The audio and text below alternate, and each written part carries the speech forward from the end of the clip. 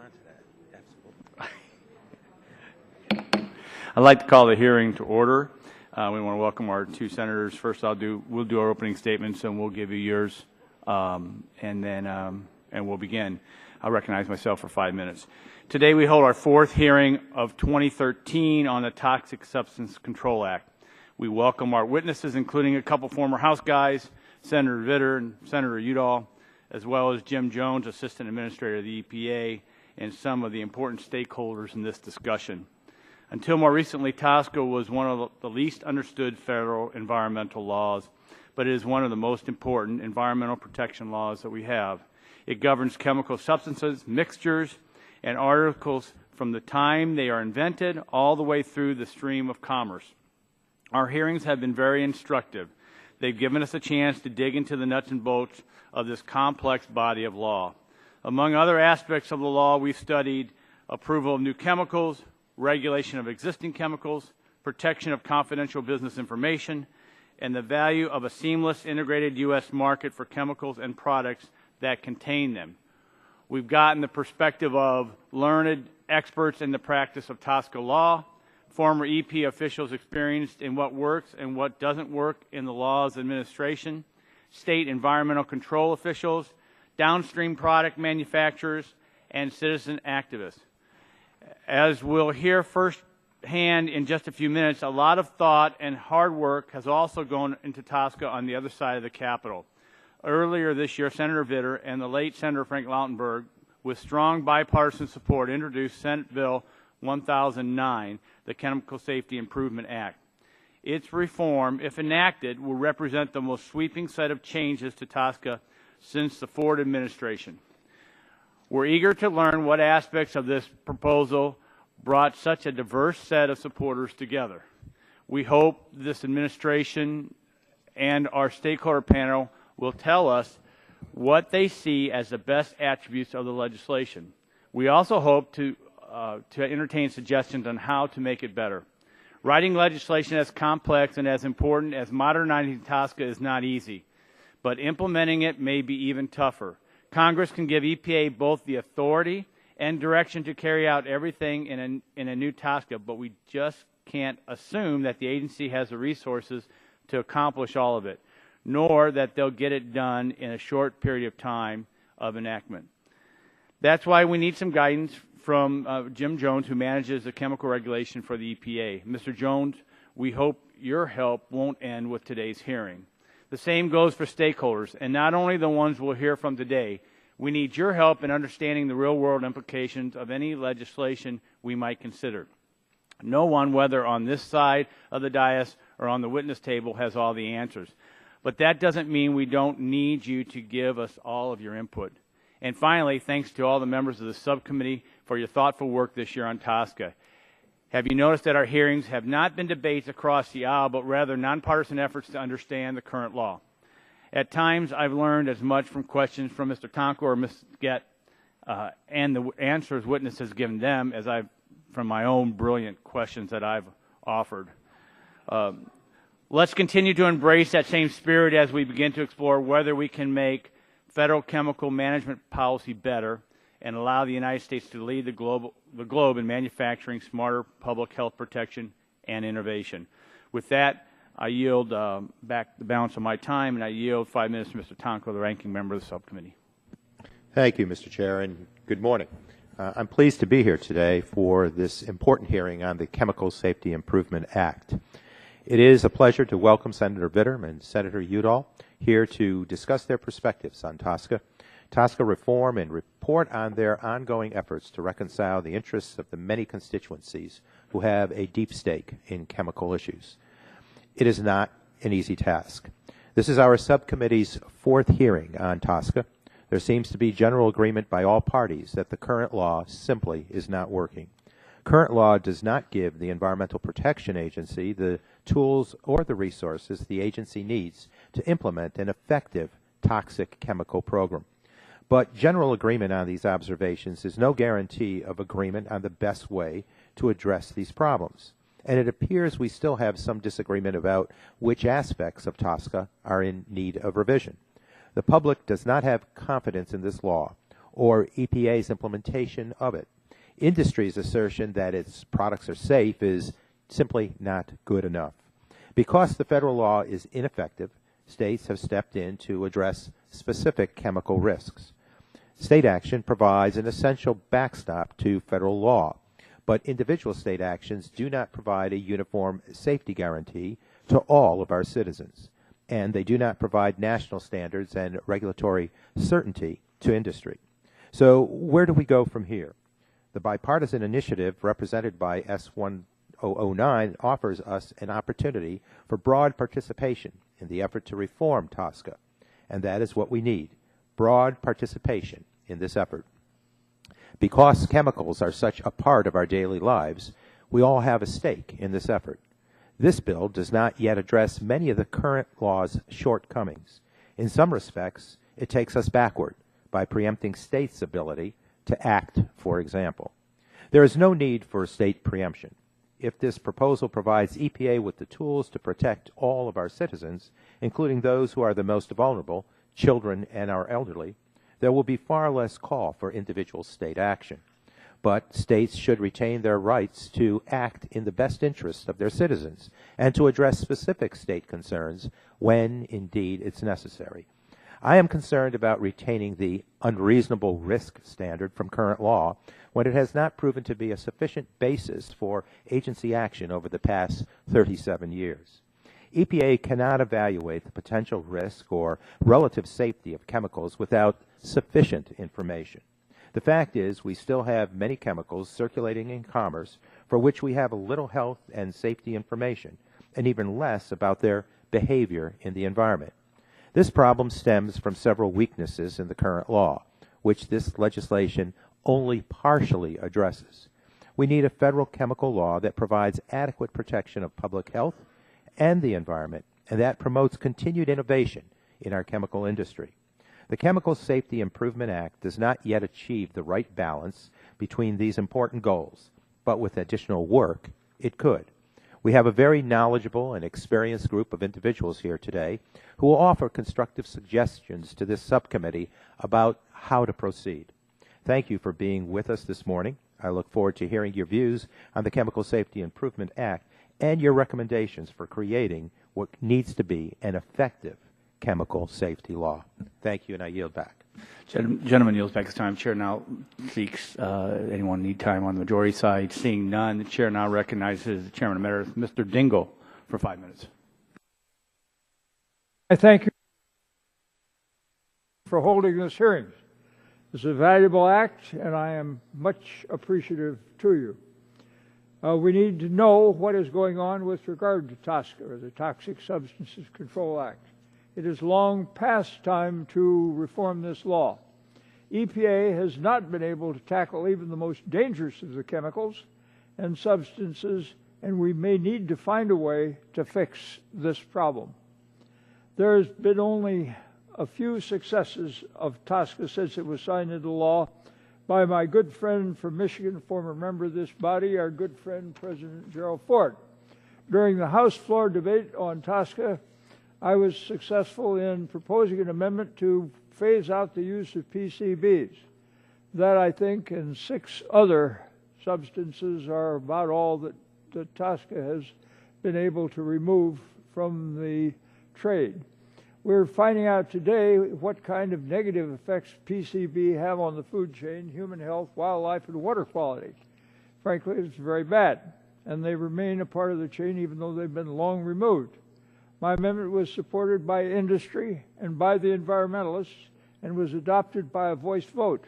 Those kinds of things are possible to do, and I would note that we think that industry and the others who are concerned with these matters can work together, and I hope that this committee will give them the chance so to do. The most recent change to TSCA happened only a few years ago when I was chairman of the committee and when we passed the Mercury Export Ban Act. I have here a letter from 2007 signed by the National Mining Association, the Natural Resources Defense Council, the American Chemistry Council, the Environmental Council of State, and the Chlorine Institute in support of that legislation. And I ask unanimous consent that it be inserted in the record. Without objection, so ordered. And I thank you for that. The reason I suggest this is it shows that we can work together where there is the will, and your leadership, I hope, will provide us that necessary requirement. My point here is that any overhaul of TSCA must include broad support from industry, environmental, and consumer groups. From the time that we passed the Clean Air Act amendments of 1977, this committee has held frequent hearings over the next 13 years until we ultimately passed the Clean Air Act amendments of 1990. An interesting story about that was somebody said, "Dingell, what a great thing you did in getting this bill through the House in 13 hours. I said, it only took me 13 years to do it. Well, the harsh fact of the matter is these things take a lot of hard work and a lot of time and a lot of cooperation. I think industry and others who have concerns on this, consumers and environmentalists, are willing to work together, and your leadership, I think, will be of enormous value in achieving that great goal. There's been much debate in the Senate about the legislation before us, and I'm pleased to see that we have two of our former colleagues from the Senate over here to discuss these matters with us. Before supporting any legislation, however, I would hope that the broad support that we saw for the mercury export ban in 2007 and for TSCA in 1976 will be available. I do look forward to today's hearings, and I commend you, and I hope that we can find compromises that will gain not just the 218 votes on the House floor, but will come closer to the unanimity that we have seen on other legislation that's come out of this committee, including the Clean Air Act, which we passed by an overwhelming majority with, I think, less than 10 votes against it. So I hope that we can work together. The task will be difficult. The problem is very complex, and I think the challenge is great. But I'm hopeful that the members of the committee can pull together on this. Your leadership will be successful, and that we will accomplish the great goal of cleaning up the mess that we have on TSCA and seeing to it that it works with the other problems that we have in connection with clean air, Superfund, and all the other difficulties that we confront. I thank you for your courtesy to me, Mr. Chairman.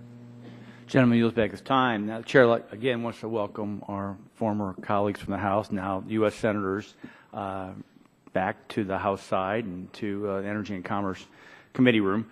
This has been an issue that has been going on for many years, and Senator Vitter and I sat down 3 years ago when he started working with Senator Lautenberg on this. So we're glad to have you present, and I would recognize each of you 5 minutes. That's not a hard time, and then we'll dismiss you, and we won't put you up to questions from your former colleagues. Who knows what they would ask. So with that, we'd like to recognize Senator David Vitter from Louisiana for 5 minutes. Thank you very much, Chairman Shimkus and Ranking Member Tonko and all members for this invitation. Senator Udall and I are really excited to be here to talk about our work, particularly over the last few months, to ensure that S-1009, the Chemical Safety Improvement Act, which I had the real honor and pleasure of introducing with Frank Lautenberg, continues to improve and ultimately gets us to where we need to be, so that finally, after 37 long years, we modernize and repair the badly outdated Toxic Substances Control Act. Today's hearing is a huge step in the right direction, and I know it's continuing your work, the fourth hearing that you've had on this important topic, and I'm really excited to see your work and see it dovetail with our work. The Lautenberg-Vitter bill, which is currently co-sponsored by a very bipartisan and politically diverse quarter of the U.S. Senate, was the product of extensive negotiations, and I believe it exemplifies solid, positive bipartisan compromise and good policy. But while we were putting together the bill initially, certainly Frank Lautenberg and I never thought we had perfect legislation. And so that's why I've been honored to partner with Senator Udall since Frank's passing to strengthen S-1009. And we've committed ourselves to meeting with anyone interested in achieving significant bipartisan TSCA reform. After a long hearing, for instance, in July in our Senate committee, and countless hours of meetings, we fully recognize the issues that have been raised, some legitimate, some not, with the Lautenberg-Vitter bill. And I think it's been made abundantly clear, but I'll certainly say it again, and I know Senator Udall agrees, anyone interested in achieving meaningful bipartisan compromise to ensure TSCA reform protects all Americans in all 50 states, not just a small segment of the population or the financial interests of some particular constituency. Anyone who has those interests has a welcome seat at the table.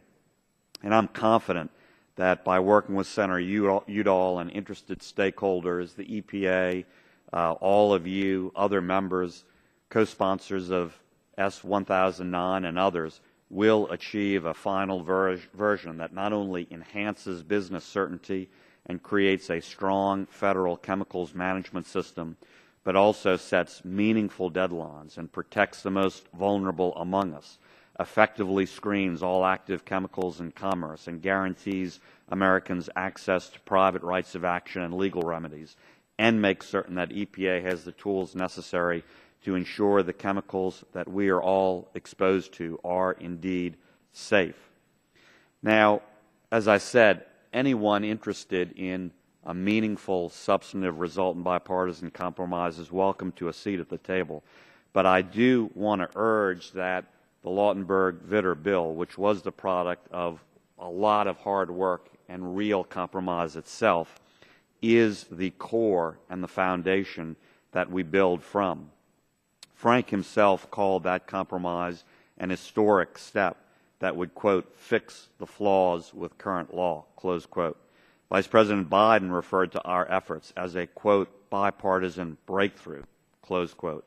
In a statement from Senator Lautenberg's widow, Bonnie, she remembered, quote, Frank told me that this bill would be bigger and could save more lives than his law to ban smoking on airplanes, close quote. And in her words, quote, passage of this bill would be a wonderful cap to his career and testament to his legacy, close quote.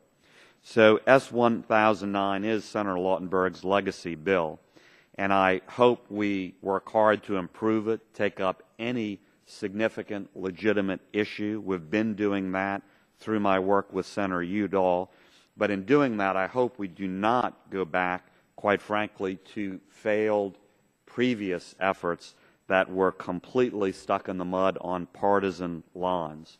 And so again, I want to urge us to stick to this core as we improve it and pass it into law. I would be remiss not to mention the work that went into achieving this compromise with Frank, because it didn't happen overnight, didn't happen without a lot of work and a lot of give and take from both of us. He was a very talented legislator, committing to making the world a better place. I enjoyed arguing and negotiating and working with him. Frank's wife, Bonnie, was there to take pictures the day Frank and I shook hands on the core pivotal agreement. And again, I'm really pleased and honored that Senator Udall and I have partnered carrying on that work and that legacy to get it across the finish line. Again, I want to thank each and every one of you for all of your work on TSCA. I know it's been ongoing, and specifically for this hearing as part of that continuing conversation. Thank you for the invitation. Thank you. And the Chair now recognizes Senator Udall. So you're recognized for 5 minutes. Thank you very much for the invitation to be here today. And I really, in particular, want to thank Chairman Shimkus and also Ranking Member Tonko. Senator Vitter and I both appreciate this opportunity. And let me just at the beginning just say what a pleasure it has been working with Senator Vitter and all of the stakeholders to try to center in on something that we think can get through the Senate and also I hope will be received over here with some kudos and applause. So S109, the Chemical Safety Improvement Act, has been the center of a lot of debate and discussion in the Senate since its introduction. When I first co-sponsored the legislation, I did so for two reasons. One, I believe the bill addressed some of the key flaws in TSCA, and that has been noted here. There have been a number of flaws there. And I was very moved by the spirit of bipartisan compromise led by Senator Frank Lautenberg and Senator Vitter in an area where the two parties are often very far apart. My staff and I and Senator Vitter's and his staff have spent many months since the introduction working on this legislation and working with the various stakeholders. S1009 is not perfect and, as introduced, has some key problems that need to be addressed. As Senator Lautenberg's successor, as chairman of the Senate Subcommittee on Superfund, Toxics, and Environmental Health, I respect the criticism the bill is receiving, and I strongly believe several key areas must be addressed for this legislation to be successful. Chairwoman Boxer held a hearing on this issue earlier this year, which delved into these issues. I applaud this committee for taking similar action. I think many of these problems are unintentional, but many in the environment and health community believe these issues mean this legislation should not move forward as is. And given the fact that we are talking about one of the most ineffective laws on the books, that's worth noting. I agree that we should not pass S1009 as introduced, but I am and will continue to be optimistic about the incredible bipartisan spirit around finding reform and protecting our families from dangerous chemicals. As the subcommittee chair, I want to develop and pass legislation that safeguards our citizens. S1009 has a number of strong elements of needed reform as well as problems. We can build off of that. And that's why I've committed so much time to working with senators of both parties to improve this bill so that it can move forward and be something we can all be proud of. Through that process, I've come to appreciate how big a challenge this is. After all, TSCA's own fatal flaws have not been fixed in decades. Nevertheless, I believe we are up to the challenge. Here are the big three issues with the current Senate bill that we are working on. Number one, ensuring that the EPA will have the tools it needs to protect citizens from dangerous chemicals and to ensure that EPA will be able to review the known 84,000 chemicals. This means getting the prioritization and deadlines right, along with specifically protecting vulnerable populations. Second, we must make sure to protect private rights of action to hold companies responsible and ensure they don't cut corners. As a subcommittee chair and supporter of justice for victims, it is not my intent to preempt private claims. That has been stated publicly by myself and by Senator Vitter. Further changes are absolutely necessary to make this intent clear throughout the bill. And finally, we must make sure to protect the right of states to safeguard our citizens. On that last point, let me take a moment to say to Ranking Member Waxman and members of the California delegation that the chair of our committee, Barbara Boxer, has been a tireless advocate for the state of California and our country. I appreciate the leadership she has shown to protect citizens from dangerous chemicals, and I believe that California and other states play a critical role in lifting up health and safety standards for our country. As this committee proceeds on its own deliberations of how to reform TSCA, I would urge you to work together as we are working together, and I'm sure you will. I think it would benefit us all to work together on a bipartisan and bicameral basis. TSCA has been a failed environmental law for decades. We have a historic opportunity before us. Success is far from certain, but it would be a shame to waste it. And thank you again, Chairman Shimkus. Pleasure to be over here with my former colleagues, and we look forward, Senator Vitter and I do, on working with you on this piece of legislation. Well, I want to thank you both for coming over. We appreciate the efforts you've made so far, and really the bipartisan approach is going to be critical in moving anything. We look forward to working with you as we move through this process. So thank you again. You're dismissed, and we'll then seat our second panel.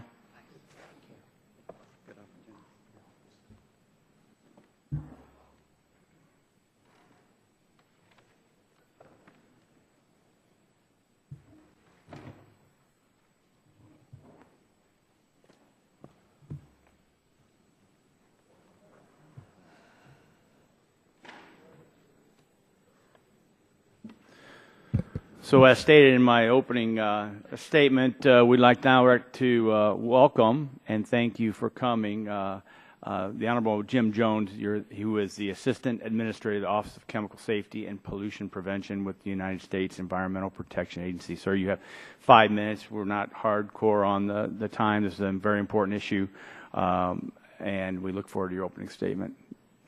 Good morning, Chairman Shimkus, Ranking Member Tonko, and other members of the subcommittee. Thank you for inviting me for the opportunity to discuss reform of the chemicals management laws of the United States. I think we all agree on the importance of ensuring that the chemicals manufactured and used in this country are safe. With each passing year, the need for TSCA reform grows, and this administration believes it is crucial to modernize and strengthen the Toxic Substances Control Act to provide EPA with the necessary tools to achieve these goals. EPA is encouraged by the interest in TSCA reform indicated by the introduction of several bills in recent years, the bipartisan discussions underway, and today's hearing, which marks the fourth in a series of hearings on TSCA reform before this subcommittee. Many stakeholders share common principles on how best to improve our chemicals management programs. EPA is committed to working with each of you and other members of Congress, the environmental community, the chemical industry, other stakeholders, and the public to improve and update TSCA. As you know, chemicals are found in almost everything we use and consume. While they are essential for our health, well-being, and prosperity, it should be equally essential that they are safe. Compared to 37 years ago when TSCA was passed, we have a much better understanding of the environmental impacts, paths of exposure, and health effects that some chemicals can have, especially on children and other sensitive populations. TSCA gives EPA jurisdiction over chemicals manufactured, processed, or distributed in the United States. However, unlike laws applicable to drugs and pesticides, TSCA does not have a mandatory program that gives EPA the authority to conduct a review to determine the safety of existing chemicals. In addition, TSCA places challenging legal and procedural requirements on EPA before we can require the generation and submission of data on the health and environmental effects of existing chemicals. While TSCA was an important step forward when it passed in 1976, it has not only fallen behind the industry it is intended to regulate, it has also proven an inadequate tool for providing the American public with the protection they rightfully expect from exposure to harmful chemicals. When TSCA was enacted, it grandfathered in, without any evaluation, about 60,000 chemicals in commerce at the time. It has also proven challenging to take action to limit or ban chemicals that have been determined to pose a significant health concern. For example, in 1989, after years of study, EPA issued a rule phasing out most uses of asbestos in products. Yet, in spite of near unanimous scientific opinion, a federal court overturned most of this action because it found the rule had failed to comply with the requirements of TSCA. In the past 37 years, EPA has regulated only 5 chemicals under Section 6 of TSCA, which gives EPA the authority to ban harmful chemicals. While EPA is committed to using the tools available under TSCA, we believe it should be updated and strengthened to ensure that EPA has the appropriate tools to protect the American public from exposure to harmful chemicals. It is crucial that any update to TSCA includes certain components. In September of 2009, the administration announced a set of principles to help guide the discussion to update and strengthen TSCA. These include providing the agency with the tools to quickly and efficiently obtain information from manufacturers that is relevant to determining the safety of chemicals. EPA also should have clear authority to assess chemicals against a risk-based safety standard and to take risk management actions when chemicals do not meet the standard. On April 15th, Senators Lautenberg, Vitter, and others introduced S-1009, the Chemical Safety Improvement Act. While EPA has not yet developed a formal position on the bill, we offer the following observations in light of the agency and the administration principles. As stated in the principles, legislation should provide EPA with authority to establish risk-based safety standards that are protective of human health and the environment. The EPA should have clear authority to take risk management actions when chemicals do not meet the safety standard, with flexibility to take into a range of consideration, including children's health, economic costs, social benefits, and equity concerns. The principles further indicate that clear, enforceable, and practicable deadlines should be set for the agency to review and make decisions on chemicals, in particular those that might impact sensitive populations, and provide a sustained source of funding for implementation.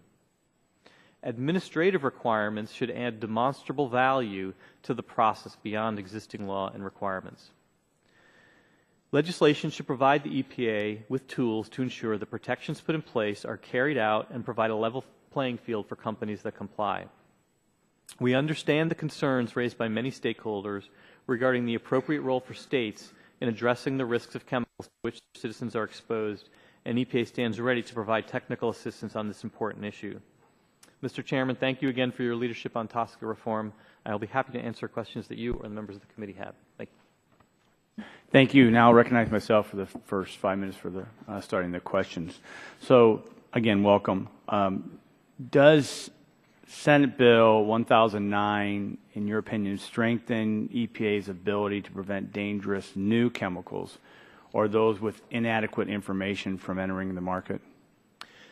Yes, Congressman. To clarify, the existing statute does not require EPA to make an affirmative finding of safety for a new chemical. S1009 requires an affirmative finding on the part of the EPA before a new chemical can enter the market. As it relates to data generation, interestingly, my attorneys have read the bill to provide EPA with the ability to require the generation of data if necessary to make a finding. There are other stakeholders who are not reading that provision the same way, which to me is an indication that there may be a need for clarification around that. Thank you. Do you consider Senate 1009 an improvement over current law for EPA to address hazards and risk of chemical substances in American commerce? So, as we heard from the Senator Udall, that TSCA is perhaps one of the most poorly implemented environmental statutes, and so the way in which we look at the bill isn't is it better? Does it allow us to achieve our stated objectives of safe chemicals in the United States? And in that respect, under that standard, which is the way I'm attempting to look at it, I think that there are some shortcomings, as we heard from Senator Vitter, that I'd be happy to talk about as well. Many witnesses have testified before our committee on the strengths and successes of existing TSCA Section 5 provisions for new chemicals and new uses of existing chemicals. Notwithstanding Senate 1009 makes changes to Section 5, do you consider these changes appropriate? I think it's surprising to most people that we do not need to affirmatively determine safety before a chemical enters the market. So I think that change is an important one, that the agency affirmatively say, yes, this chemical is safe before it enters the market. Could these changes negatively impact innovation in the United States? So when people talk about innovation, which we are very sensitive to at EPA and try to facilitate it, I don't think they think of it as innovation of unsafe things. So I don't view a requirement that the agency affirmatively determine something meets a safety standard as impacting innovation in a negative way. I actually think it would facilitate innovation because innovation should be around safe things. Right. I appreciate that. Further, some witnesses talked about EPA needing more information on chemicals. Section 4 of Senate 1009 provides EPA authority to order development of data and information on chemicals. Is this a tool the agency currently has under Section 4 of TSCA today? Thanks, Mr. Chairman. That's actually one of the real highlights of the introduced bill. Right now, the agency, if we wanted to generate health and safety, a company to generate health and safety data for a chemical, we need to go through a rather complex rulemaking process, which also requires us to make certain findings that create somewhat of a catch-22. We have to have a sense that there's a problem before we require the generation of this data, and the rulemaking themselves can take up to 5 years, if not longer. So order authority, the ability to, without going through that elaborate process, is a huge improvement, and it's an authority that we have in our pesticides program right now. And you answered it in the last question. The prepared questions I have is order authority would be helpful in this venue, as you just testified. Very much so. Let me ask two other questions based upon your opening statement. When you say equity concerns, what do you mean? So sometimes, well, actually, whenever you are protecting in a regulatory decision or otherwise, it is important to understand where the protections occur. It's also important to understand where do the costs fall. Are the costs being borne by a broad segment of society, a narrow segment of society? Are the benefits being enjoyed by a very narrow segment of society, a broad segment of society? So it's understanding where the costs and the benefits of a decision may fall, understanding what they are. Cal need a little more work on that, because I think, for me, the basic premise is, are we producing chemicals that's safe?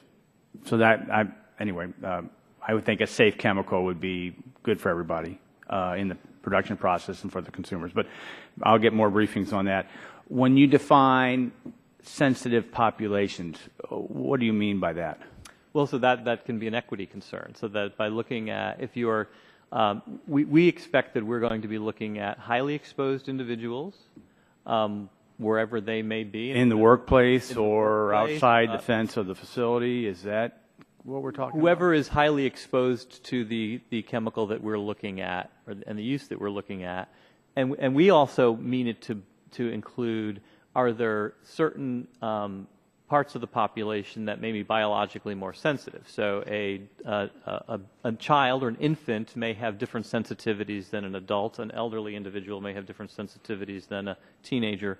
And so we look at both the highly exposed, who's getting more exposure than the average, and are there individuals or groups that may have greater sensitivity than the average? Great. Thank you very much. My time's expired. Chair now recognizes Mr. Tonko for 5 minutes. Thank you, Mr. Chair, and thank you, Administrator Jones, for your guidance. The American people have relied on EPA and the Toxic Substances Control Act to protect them against the dangers of toxic chemicals.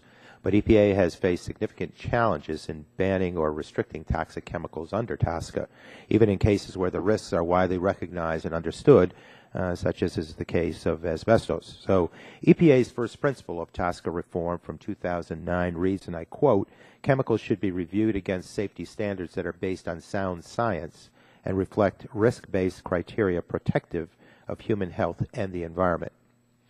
Some have suggested that EPA should consider the costs to the chemical industry and others when setting a safety standard. That would mean that somehow EPA would have to factor in the cost of reducing the public's exposure to harmful chemicals when determining whether exposure to a chemical is safe. Would an approach that requires consideration of cost and determination of the safety standard comport with EPA's principle? Thank you, Representative Tonko. The administration principles speak both to science-based safety standards, and then in risk management, the agency having the flexibility to consider other factors, such as cost, so that when we're looking at how to mitigate a risk, those cost considerations can play into the ultimate decision-making, and those concepts are both captured in the administration principles. So based on science and costs. That's right. We're looking at both. Historically, TSCA has applied an unreasonable risk standard. The standard has been interpreted to require cost consideration in setting standards, and it was one of the key problems that led to the tragic failure to phase out use of asbestos. Is that correct? I think that not just the unreasonable risk standard itself, but many of the other requirements within Section 6, including the least burdensome requirement, those two phrases and a lot of other language around it required what I would consider to be analysis, paralysis by analysis. So much analysis you could never actually finish the work. And those conspired to get in the way of EPA in the asbestos context, and I would argue since then, of being effective with Section 6. So the bill we are considering today continues to use the legal standard of unreasonable risk. I'm concerned that continuing to use this standard invites the use of the traditional interpretation, which leaves EPA, as you made mention, paralyzed. Is this a fair concern? It's interesting, Congressman. There are a number of people in the stakeholder community, and in my conversations, they don't fall out in terms of one group versus another. But there are some parties who believe unreasonable risk can only be read to mean a cost-benefit balancing. There are others who believe that it is all of the language around it that will matter ultimately. And so I think it is important to have that dialogue to come to consensus so everyone agrees whatever words are being used, there's a common understanding. That being said, I do believe that 1009 also has other language in it beyond unreasonable risk that has a similar effect as the least burdensome requirement, which requires a seemingly endless amount of analysis on the part of the agency before we can ever move forward. And so I think that that's important to address as well. And so in your view, we could end up with an adequate standard if we make it clear that EPA should abandon the historical interpretation of unreasonable risk? You know, I fall within the camp thinking that the statute can clearly define unreasonable risk, but you need to use enough words that you counter the case law that exists out there right now and the way in which that term is used within existing TSCA. But I think it's very important that whatever is done, that people agree about what the interpretation is, and not be in a position where people look at the same two words and think it means two different things. So would it be easier to simply use a new standard that doesn't have the baggage associated with the phrase unreasonable risk? Well, that would be one way to do that. Okay. Given the history of litigation under TSCA, statutory language on cost consideration and the safety standard must be completely clear. I commend the administration for its clear principle on this matter and look forward to ensuring that any bill we produce is consistent with the administration's position. Otherwise, we'll have a lot of explaining to do to the victims of asbestos and other toxic chemical exposure. There's also a lot of talk about resources, as you talked about putting more and more into the standards that need to be met and reviewed. In your opinion, where are we at with the resource issue in order for the agency to comply with the implementation? So one of the administration's principles is that there be a sustained source of funding for the EPA. Under existing funding, we would be limited in how much progress we could make in any period of time. We would think that a sustained source of funding would involve something above and beyond what currently exists for EPA. I think there's some models out there we could look to. Thank you very much, Administrator Jones. Thank you. Gentleman's time expired. Chair, now recognize the gentleman from Georgia, Mr. Gingrey, for 5 minutes. Mr. Chairman, thank you. Administrator Jones, I got 4 questions for you, and I'll start. Were Senate Bill 1009 enacted tomorrow, what would be the status of the regulations or guidance under current law? Would EPA need to reissue new regulations for regulatory matters that are already settled under current law? Thank you, Congressman. So I believe that existing regulations would carry on as they are. I think guidance, we would need to look case by case to each guidance to see whether or not a new law, such as 1009, would require us to make any modifications to conform with a new statute. But regulations would carry on as they are currently drafted. Thank you. And the second question, how could activities currently underway at EPA, as an example, identification of work plan chemicals and progress in conducting risk assessments of them, be integrated into S1009 in a manner that does not disrupt or delay current TSCA work? I believe that the existing, the introduced Bill 1009 allows the agency to designate the compounds that we are already working on, work plan chemicals and other chemicals for which we've prioritized, which are about 80 plus, as high priority right from the get-go. So right from the beginning, they would become high priority chemicals under the current draft. In your view, does the know-how, experience, and capabilities of the United States in regulating chemicals compare to other nations? So, well, just so you understand, my experience includes about 20 years working in the pesticides program, and in this capacity as well. Pesticides are chemicals, and in the pesticides context, we have a very strong statute that requires us to evaluate every chemical and have been able to effectively do that. So I think we have some of the best know-how, experience, and knowledge in the world as it relates to chemicals. I think what we're struggling with in this context is a statute that makes it difficult to apply that experience to the chemicals under TSCA.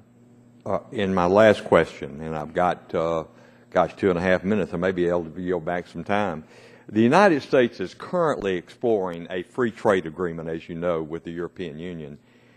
Do you see any potential impact of those trade talks on domestic chemicals regulation?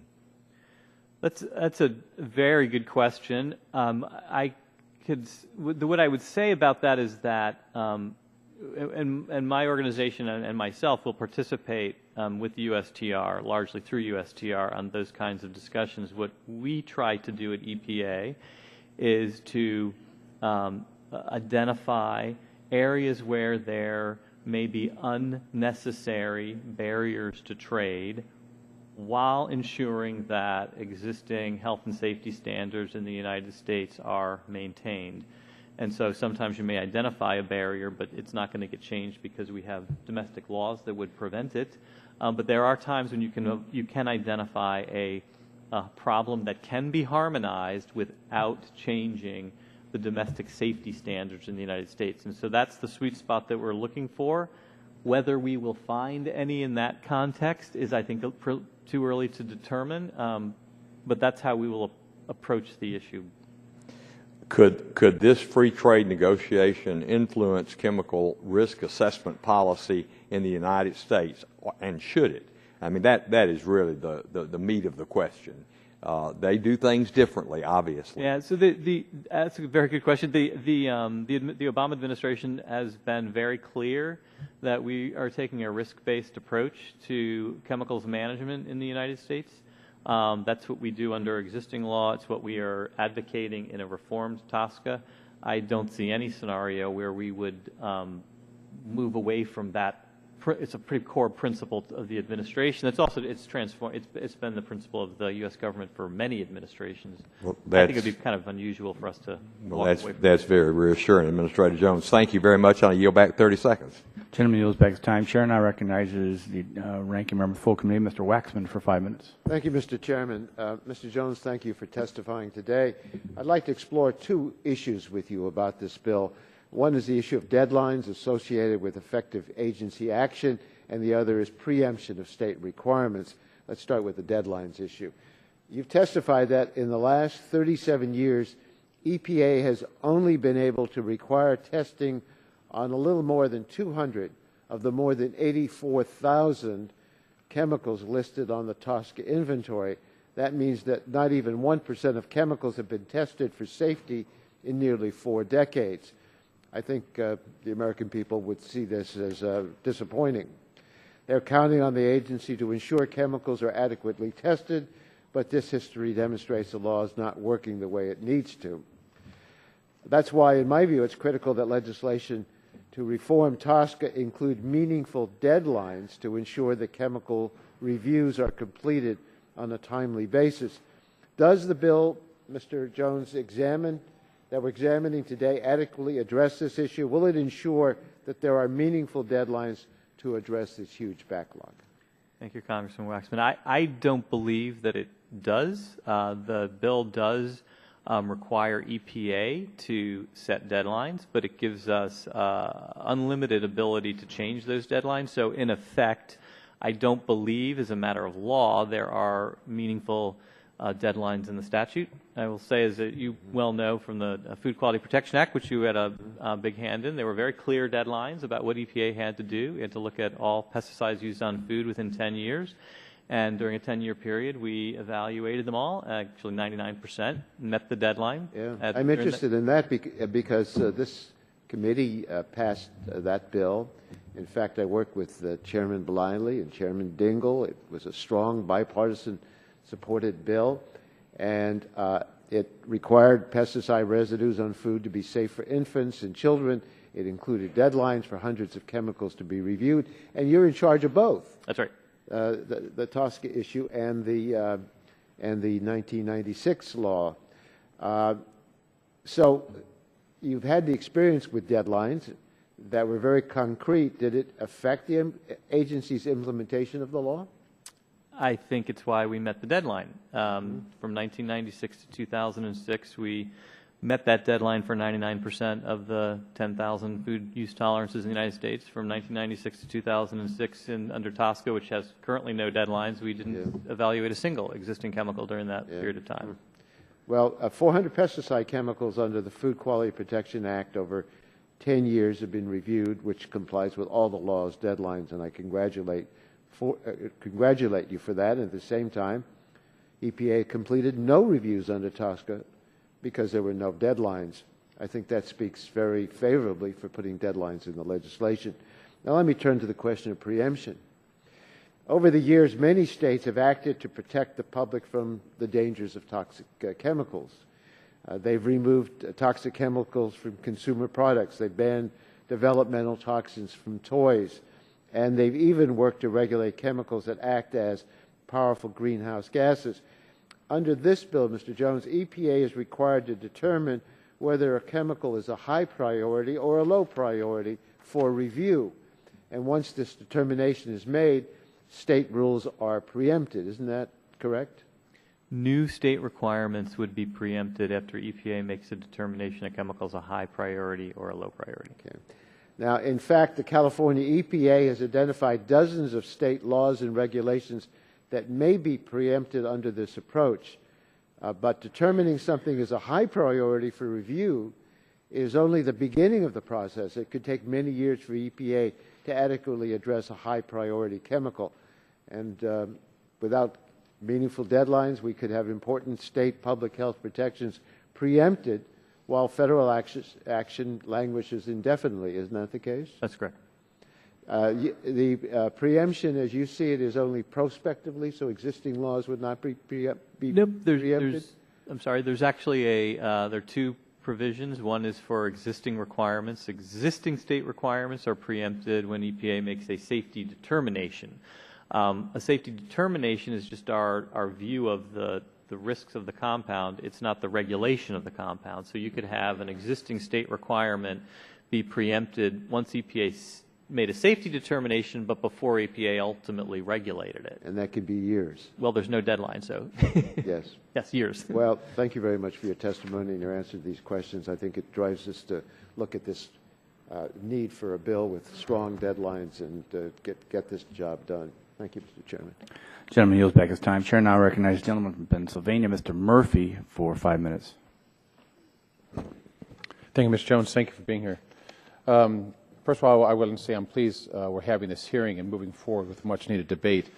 There are some important provisions in the Senate bill to protect public health while allowing companies to continue to innovate, and I'm supportive of the federal standard rather than the complexity in the 50-state statute. And one issue I want to raise is language in here related to articles. The bill says imported or exported articles will need to say whether they contain high-priority chemicals.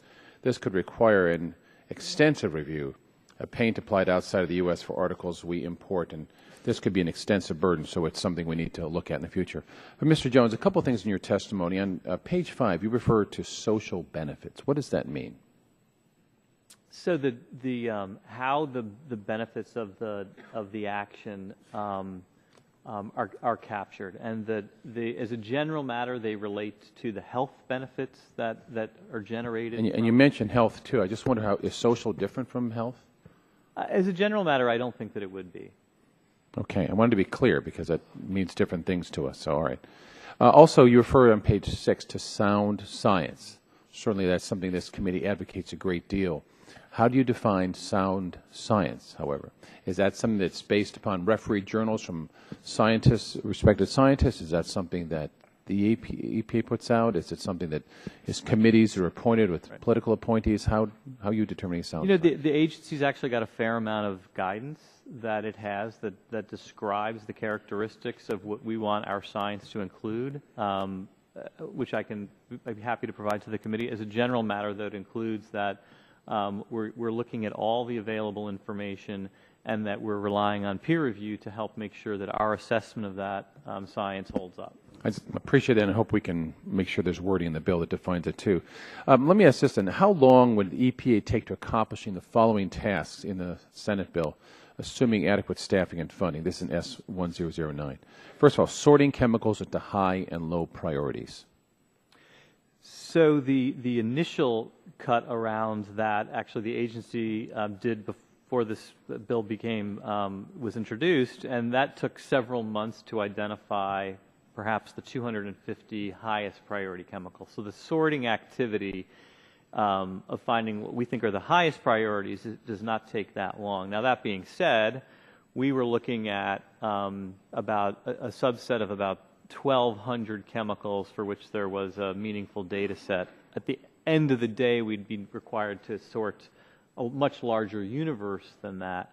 But that being said, the sorting activity itself is one that is not particularly does not particularly take a long time. Okay. How long would it take you to complete the first safety assessment?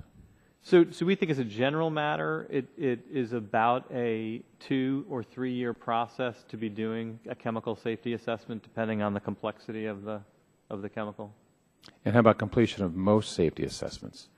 Well, the numbers we're dealing with here under TSCA are so extraordinarily large, which is why I think that efforts to reform TSCA really focus in on set some priorities so that you're focusing on those things that have the potential to have the greatest risk.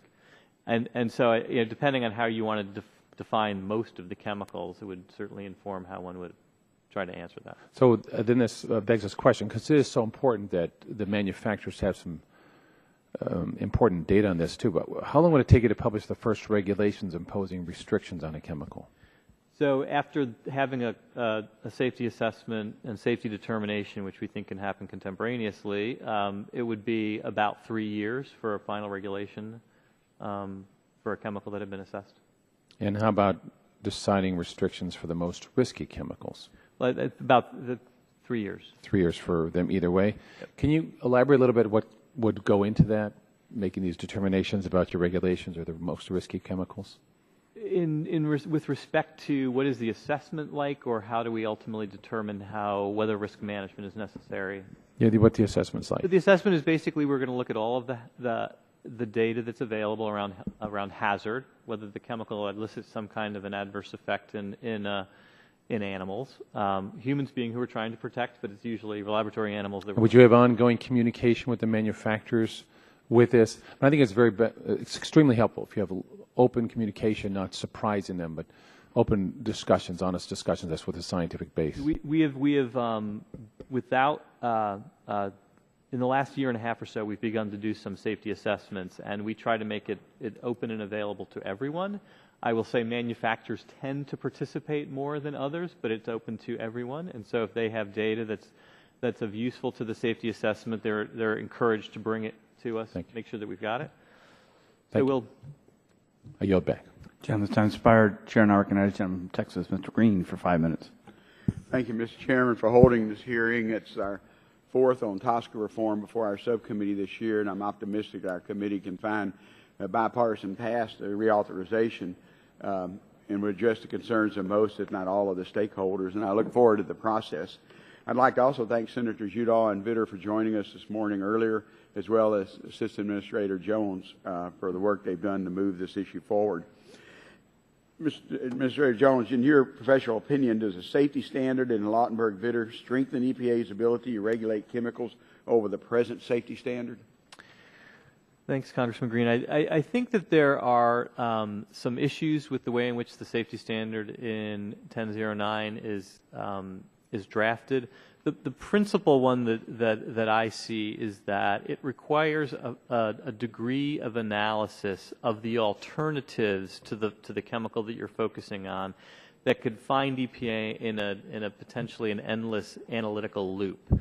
So that meeting those procedural requirements of evaluating all of the alternatives, the risks and the benefits of all of the alternatives, may find us in a situation where we can't finish on the chemical that we're focusing on, and that is actually built into the safety standard. So I think that's the principal problem that we see. Well, and I know there are a number of other questions, but I would hope that we could sit down and work that out, because obviously the EPA is the enforcement agency, but we want to make sure the law is both easily dealt with, both for everyone involved in it.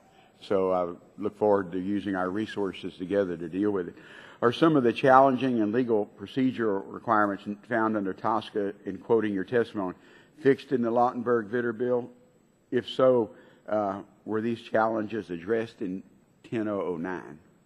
I think that the issue that was most effectively addressed in the Lautenberg-Vitter bill is the inability the agencies had to easily require the generation of health and safety data. I think that's been the aspect of the bill that's most moved the ball forward.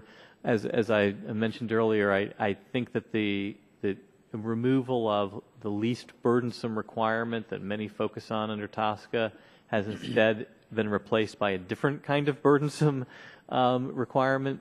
And I think that the deadlines, the lack of deadlines, will meaningfully impair the agency's ability to succeed in the way that I think that the drafters intended. Okay. Do you believe the infants, children, and pregnant women and other vulnerable populations would be protected more under Lautenberg-Vitter than current law? The Lautenberg-Vitter bill does require that EPA consider sensitive populations in our safety assessments, which is not required under existing TSCA. It doesn't require us to consider them in our safety determinations or risk management, so there is a movement towards that direction in Lautenberg-Vitter. Under current law, can you explain what happens when a new chemical comes on the market? Does the manufacturer need EPA okay first? They need us to not say no. So they don't need us to affirmatively say yes. They need us to not say no. And the Lautenberg-Vitter bill rectifies that by requiring EPA to affirmatively say yes. Okay. And do you have to find that a chemical is safe before allowing it on the market? We are not required to make that finding. Okay. Would Lautenberg-Vitter bill address that issue? Yes, that's. Okay. How would S 1009 change current law that protects confidential business information? And I know we've dealt with this on our committee a lot of times. Would it require companies to refresh their request for information protection? The principal change is that it would allow EPA to share confidential business information with state, local emergency response officials, which is currently prohibited. Okay. How does it make sure that government officials, including states, get access to the needed information while still protecting those business secrets from competitors? So is that protected in the 1009? That's right. It would require the recipients, the state, local responder, to agree to maintain the confidentiality before receiving the information. Some of the witnesses so follow you suggest EPA cannot get information to prioritize chemicals. Yet I noticed new sections 4E, 3B allows EPA to ask the public for information that's reasonably ascertainable. Does that section allow EPA to collect information that's reasonably ascertainable to make prioritization decisions? That does, but there's also a provision that allows us to require the manufacturers to generate the data without going through a rulemaking activity. Okay. And again, Mr. Chairman, I'm out of time, but I look forward to us working with EPA in the drafting and to make sure we know we're all on the same page, literally. Thank you for your time. Gentleman's time expired. Chair now recognizes the gentleman from Ohio, Mr. Latta, for 5 minutes. Well, thank you very much, Mr. Chairman. Thanks for holding this hearing this morning, and thank you very much for being here. We greatly appreciate your testimony and the discussion that we're having today.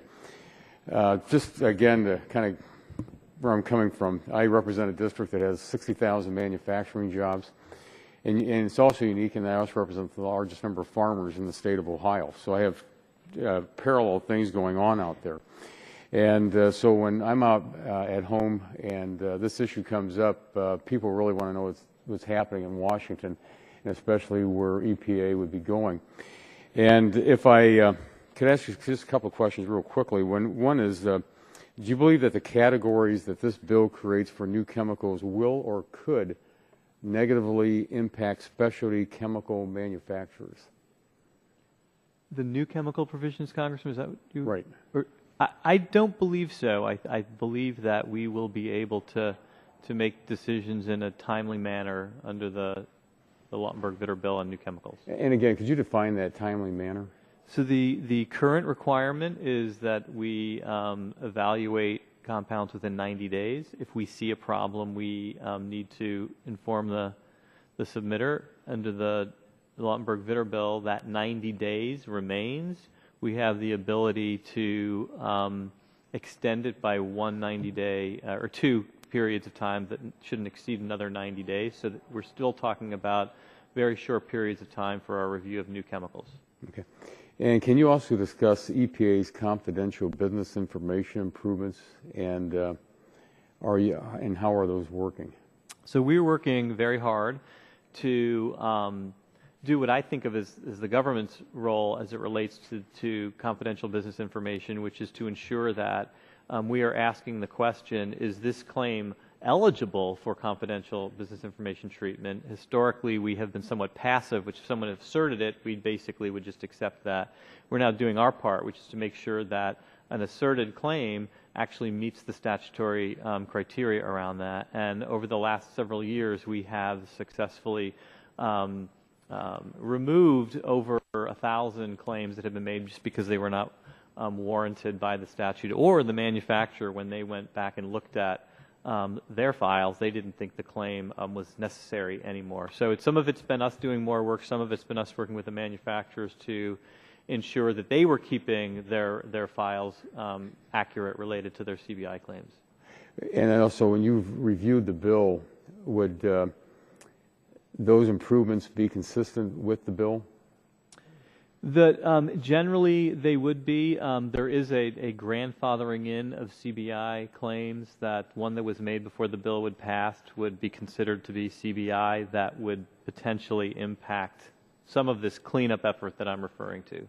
Okay. And also, how do you believe the coordination has been between the EPA and the TSCA Interagency Testing Committee? So historically, it has not been particularly active in that other agencies are not big users of that committee, whereby they're able to ask us to generate health and safety data for their purposes.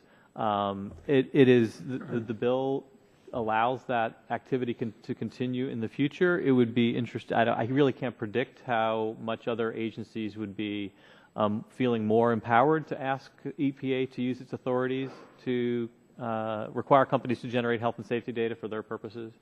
But it's definitely an authority in the Lautenberg-Vitter bill. Okay, and finally, if I could, I know there's been some questions that other members have asked about how you define certain words that were in your testimony. On page 4, you talk about that as stated in the principles, legislation provide the EPA with authority to establish risk-based safety standards. How would you define that risk-based safety standards? Would you see the stakeholders being involved? How would you come to that definition?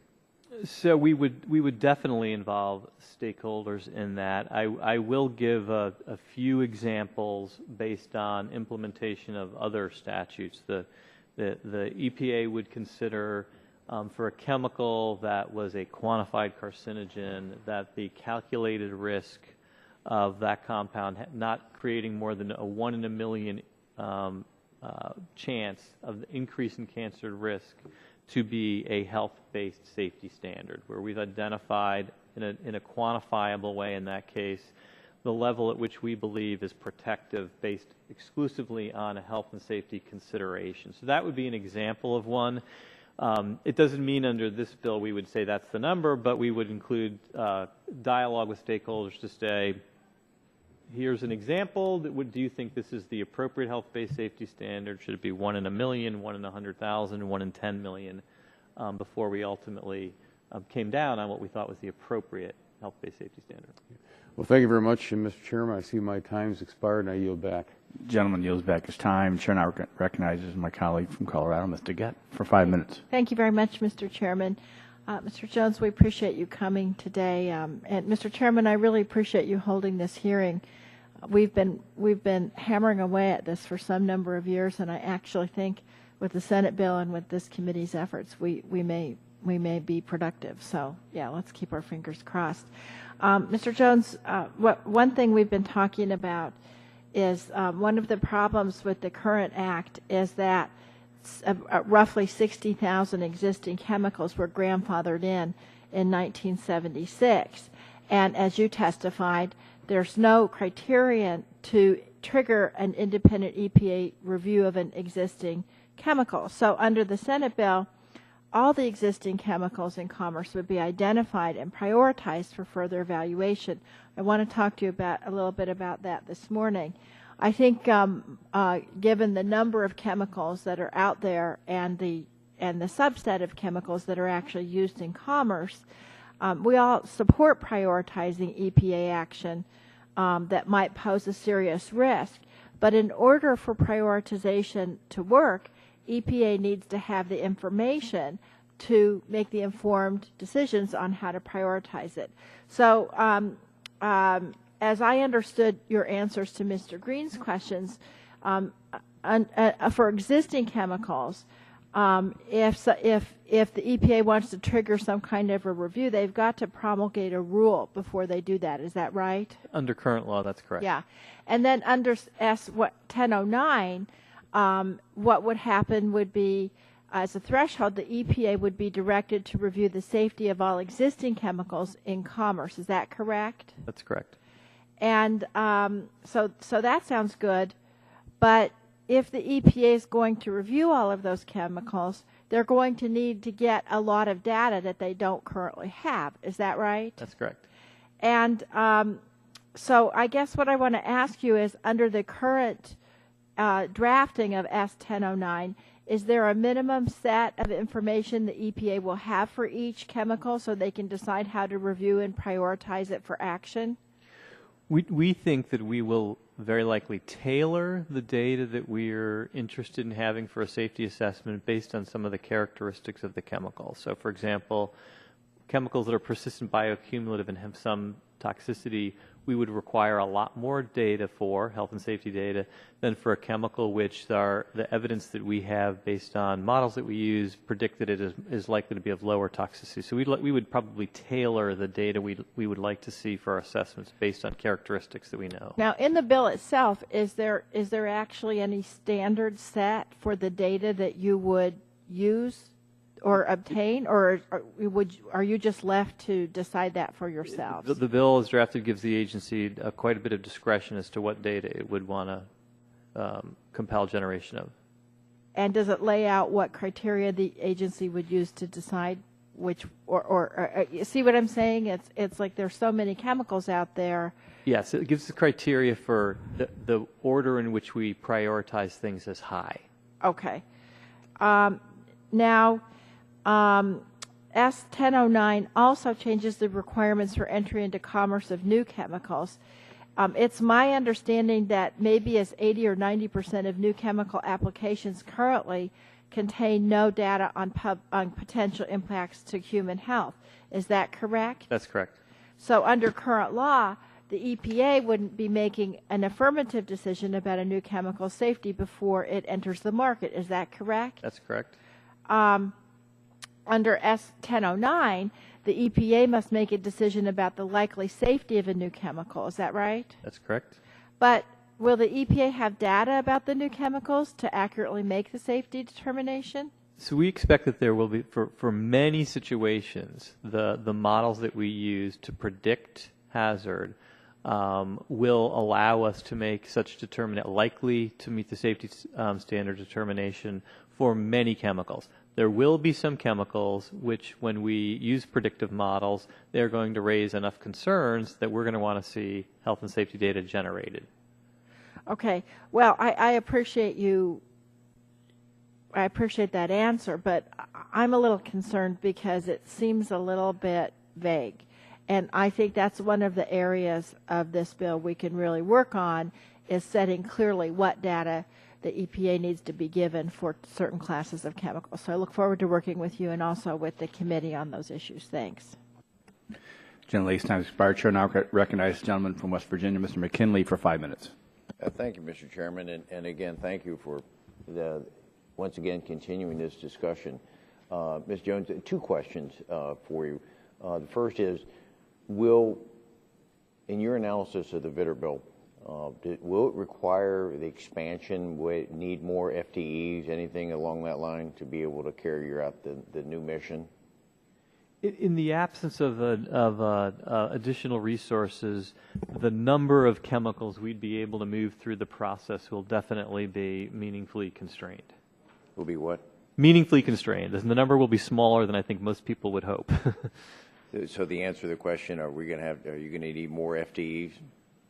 It is likely that additional FTE would be necessary to achieve the kind of numbers I think that generally people would expect from the agency.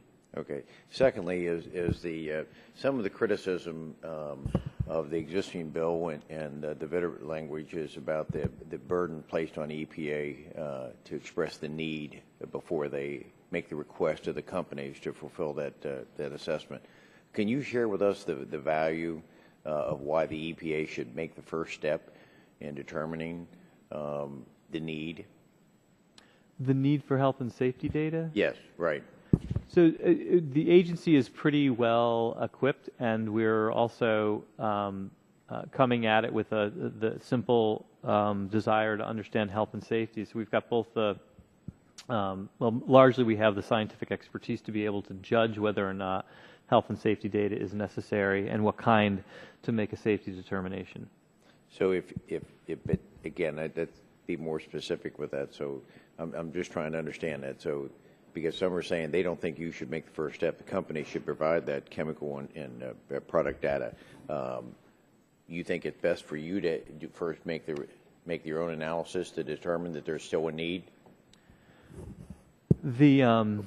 before you ask them to produce it? I think that we have got a pretty sophisticated way of understanding where we need information and where we don't. And as I was answering the question to Congresswoman DeGette, we are able to do it in a way that is tailored to the chemical and the issues that the particular chemical expresses. And so I think in many ways it can be the most efficient way for the agency to identify we need this data but not that data. Okay. And maybe to add one last in the little time I have left. I think I heard it, the question, but I wasn't sure I heard the answer again, and that is with the passage of this, you really think that this is an improvement for health safety for children, pregnant women, on and on and on. This is going to be improvement over what we have now? Well, as I said in the answer to the first time that question was asked, that the way in which we are trying to think about it is, does this give us the tools to ensure safe chemicals in the United States? And as I pointed out, I think that there are a number of areas which are meaningful deficiencies that would need to be addressed before we could say that this bill will give us the tools we need to ensure safe chemicals in the United States. So in the bottom line here, you think this really is an improvement? I think it needs some improvement. Okay, it still needs to be worked. Okay, and I'm okay with that. But I just wonder, if it's moving in the right direction, to make sure that it's an improvement over what we have now? There are aspects that are moving in the right direction, and there are aspects that are not. Okay. Thank you very much. The gentleman yield. Would the gentleman yield? Yes. Let me follow up on just two quick questions. Part of the 85,000 list of chemicals, there are some that are no longer in commerce or in manufacturing processes, and those you could probably easily drop them off. Isn't that true? Well, interestingly, we would have to go through a process to drop them off, and as a general matter, manufacturers, even if they're not making the chemicals, like them on the list because at some point in the future they want to bring that into their production for whatever marketing reasons they have, they can do that if it's on the list. But under the new law, if passed as is, they're still going to be looked at then. The whole idea is to get through this list in some time. Under 1009, it actually creates two lists. One's an active list, things that are actively in commerce, and one's an inactive list, things that are no longer in commerce. Manufacturers can go from inactive to active by noticing EPA. Let me ask another question. Is there a difference between chemicals that go actually into consumer consumption or handling versus chemicals that are involved just in the manufacturing process that stays within the walls of the facility? The way in which we evaluate them is very different, but we have jurisdiction over both. We evaluate them very differently. One is we're looking at the exposures that a consumer would get, and the other we're going to look at what happens in the workplace to the worker if the worker is exposed. Great, thank you. And Chair, now recognize the gentlelady from California, Ms. Cass, for 5 minutes. Thank you, Mr. Chairman, and thank you, Mr. Jones, for your testimony here and your statement here and your position at EPA.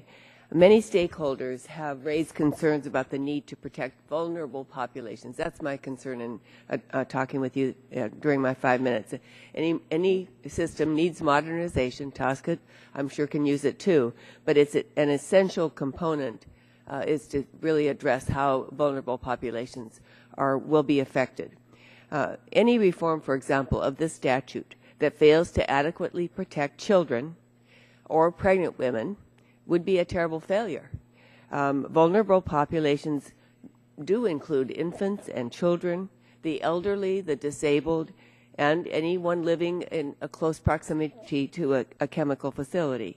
The National Academies of Science, in their 2009 report called Science and Decisions, recommended that vulnerable populations should receive special attention at every stage of the risk assessment process.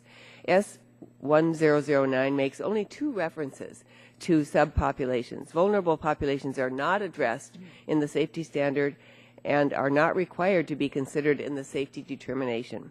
This strikes me as a glaring oversight. Even using the problematic terminology of this bill, a chemical should not be deemed to meet the safety standard if it poses an unreasonable risk to a vulnerable subpopulation. So I have a couple of yes-no questions, a few to ask you, because I hope you agree with this. Do you think a chemical that poses an unreasonable risk to a subpopulation should be able to pass the safety standard under a reformed TSCA? No. And to follow up, that as a general matter, should a chemical that poses a serious or substantial risk to a vulnerable subpopulation be considered acceptable under a reformed TSCA safety standard? No. Well, I thank you for that. That puts you on the record there. Turning now to the risk management decisions that will be taken when a chemical does not meet the safety standard under a reformed TSCA. Mr. Jones, should risk management actions under a reformed TSCA ensure that unreasonable risks, including those to vulnerable populations, are addressed? Yes.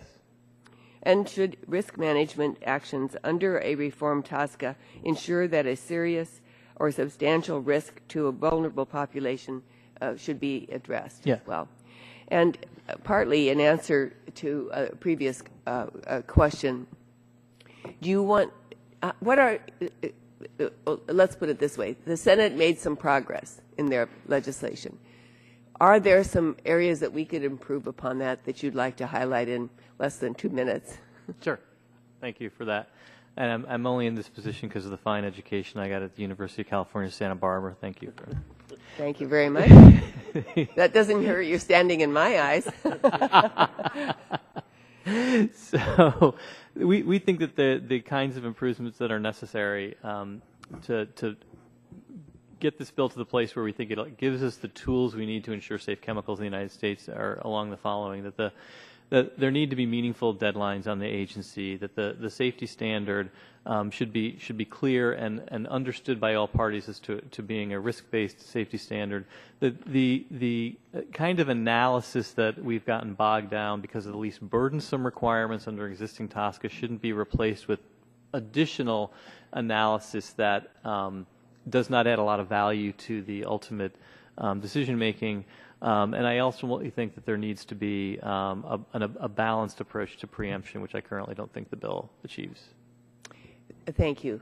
Thank you very much for that summary. Mr. Chairman, I'm a strong supporter of reforming TSCA. In addition to wanting us to pay special attention to this particular witness just because of where he received his education, I do have some serious concerns about the bill before us today. The Senate language does not require the protection of vulnerable populations in the safety standard or in the risk management decisions, and I think that's a fundamental flaw that would affect each of us in our congressional districts. Any TSCA reform bill this committee considers should ensure that the most vulnerable among us are protected, and this protection is real and effective. So I look forward to having this committee continue to work on this particular issue. Thank you. I think my colleague, just a note that right now there's no, in current law, there's no vulnerable population comment, but in the Senate bill, I think it's listed at least twice. So there is some movement in the in that direction. The chair now recognizes the gentleman from, I'm trying to find here, gentleman from Florida, Mr. Bill Rackus, for 5 minutes. Thank you, Mr. Chairman. I appreciate it very much. Thanks for holding this hearing as well. I'd like to ask a question. Should Congress require a minimum number of chemicals to be acted on each year? That's a great question, Congressman. The benefits of having a minimum number of chemicals is that you can feel that there's a forward progress being made all of the time. The downside to it is that in the absence of meaningful resources, you can find the agency in a situation where it can't meet the statutory requirements, or the way in which it does so is by working on easier chemicals, which is not really, I think, what the objective is of setting priorities, that we'd be working on the more complicated, difficult compounds first. So that there are definitely some pros and cons to including a minimum number of chemicals. Thank you. Some question that Senate Bill 1009 does not require adequate data to prioritize chemicals. Does Senate Bill 1009 give the EPA authority to seek additional data and info? How do you read Senate Bill 1009? So it's a good question as well. I think that there's a disagreement amongst some of the people reading the bill as to whether or not we have the ability to require the generation of health and safety data if it's not already a high priority chemical. We read the bill to allow us to be able to do that. I think the fact that there are people reading the same words and coming to a different answer to that question is another example where it might be useful to seek clarity on that point. Well, thank you very much. Next question. Would Senate Bill 1009 allow the EPA to assess the safety of chemicals that are persistent, bioaccumulative, and toxic, and require risk management for those that fail to meet the safety standard? The bill allows the agency to do that, but interestingly does not create any explicit requirement to give any priority to persistence or bioaccumulation, but it certainly allows the agency to evaluate them and take risk management if warranted. Thank you. Thank you for your response. And now yield back. Gentleman, yield to me? Yes, please. Quick. So risk is defined as hazard plus exposure? Is that how you define it? Exposure, yeah, hazard times exposure. So define for me the difference between substantial and unreasonable. So if you have substantial risk, okay, we know what risk is. We know what unreasonable risk. So what are, I guess it's two adjectives. I mean, what's the difference between those two? I think it really depends on all of the other words that are used in the statute to describe what the agency is required to find. I don't believe unreasonable risk, those two words by themselves mean that the agency has to conduct a cost-benefit analysis. I do believe that courts have said those words used in conjunction with a lot of other words create the requirement of a risk-benefit balancing. But the words themselves, I don't think mean, to the layperson or anybody who can read the dictionary, means cost-benefit. But it's a lot of the words that are used in conjunction with the actual standard that I think gives it its full meaning. Great, thank you. Chair, now recognizes the gentleman from California, Ms. McNerney, for 5 minutes, who's been waiting very patiently. Waiting and listening, Mr. Chairman. Thank you. Mr. Jones, in your testimony, I believe you stated that S 1009 requires affirmative standards. Would you please elaborate that, especially with regarding enforcement, how those affirmative standards would be enforced in the new law? Thanks. So that comment reflects specifically to the new chemicals provision in 1009. Under existing law, the agency, when a new chemical is submitted, we have 90 days to evaluate it, and only if we identify a problem are we able to work with the manufacturer to prevent it from being introduced into commerce. Under S1009, it requires the agency to make an affirmative finding of meeting the safety standard before the manufacturer can move that chemical into commerce. Okay, that's a good thing, I think. I would think so, yeah. You also stated that in S1009, the language would make it as difficult as the unreasonable risk or least burdensome language in TSCA to enforce rules as it has been for TSCA with asbestos. Can that language be modified, in your opinion, to remove some of those barriers and make it reasonable to enforce? Any of the issues that we've identified, the devil's always in the details, but I think that the changes could be made in a way that would not send us into an endless amount of analysis before we can ultimately make protective decisions. Well, who would you recommend that the committee consult with on that language? I think it's important to have all stakeholders. I mean, obviously you can't have literally all stakeholders, but to be bringing all people to the table is I think you get the best outcome and you get a common understanding of what the words you're using are the words everybody believes that they mean. Okay. Well, to change the subject a little bit, the European Union has made significant progress on some of the 60,000 chemicals that have been grandfathered. Is that correct? The European Union, which has a very different model, has definitely made some progress in the universe of chemicals sold in Europe. Would that would the S1009 allow you to the EPA to collaborate with the European Union on identifying some of those and classifying some of those chemicals? We definitely would be able to collaborate. I think the fundamental problem we and the Europeans are dealing with as it relates to that collaboration is they have required manufacturers to generate a lot of health and safety data, and the European Union, under their rules, cannot share that information with us. They have to have the company's permission. The companies find themselves in the situation where they negotiated agreements across multiple companies. Unless everybody agrees, they can't give us the information. And so I'm hard-pressed to know what U.S. domestic law could do to actually break that logjam. I think we'd have to work something out, not under law, but with manufacturers to figure out how to get access to that treasure trove of health and safety data.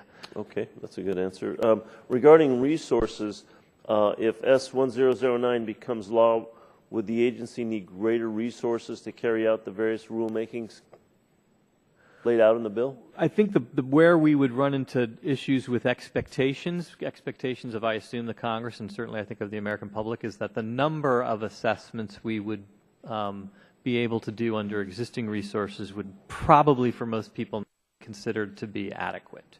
So to change that, we would need resources. I do think there are models out there that involve the industry financing that are used in the FDA and our pesticides program that are worth looking at. So in S1009, there aren't any dedicated funding sources? No, they're not. So that could be interpreted as one of the weaknesses in that law, in that proposed law? One of the administration principles is that there be a sustained source of funding, and that's not addressed in the bill. Okay, thank you. Mr. Chairman, I'll yield back. Gentleman yields back his time. Chair now recognizes the gentleman from Pennsylvania, Mr. Pitts, for 5 minutes. Thank you, Mr. Chairman. Mr. Jones, in our first hearing, witnesses stated that EPA needed specific statutory authority for chemical prioritization. Is that important? Thanks, Congressman. I think it's important because there are so many chemicals in commerce that it's important to direct the agency to focus on those that may present risks earlier in the process rather than later. And in the absence of that, you could see wily bureaucrats, of which I am one, working on easy things because we can do a lot of easy things. So I think being directed to work on those things that are the highest priorities is a very important thing when you have a universe that big. Does S1009 require that chemicals be prioritized? Yes, it does. Does S1009 allow EPA to consider potentially vulnerable subpopulations in making decisions to prioritize chemicals for review and in subsequent safety assessments and determination? In safety assessments, we're required to consider vulnerable populations. That's not required of safety determinations or in the priority setting. We're not prohibited, but it's not required for the other two. S1009 lays out framework requirements for prioritizing existing chemicals, gathering testing data and information, conducting safety assessments, and making safety determinations. Does a reform TSCA need to set these requirements out as 4 separate steps? The bill has a lot of what we were referring to as framework requirements. We think counted a total of about 17. I think it's possible to collapse a number of the frameworks down and not lose some of what the drafters intended, most of the drafters, but making it more streamlined and straightforward. S1009 has provisions requiring that EPA sort chemicals for review as either a high or low priority. Should there be more categories than just high or low priority? I don't see a huge amount of value in adding another category other than high or low. Are you concerned that you cannot seek judicial review of prioritization screening decisions? That's a very good question. I think it runs counter to generally how we run the government, that an agency action that ends all other downstream consequences is unable to be challenged.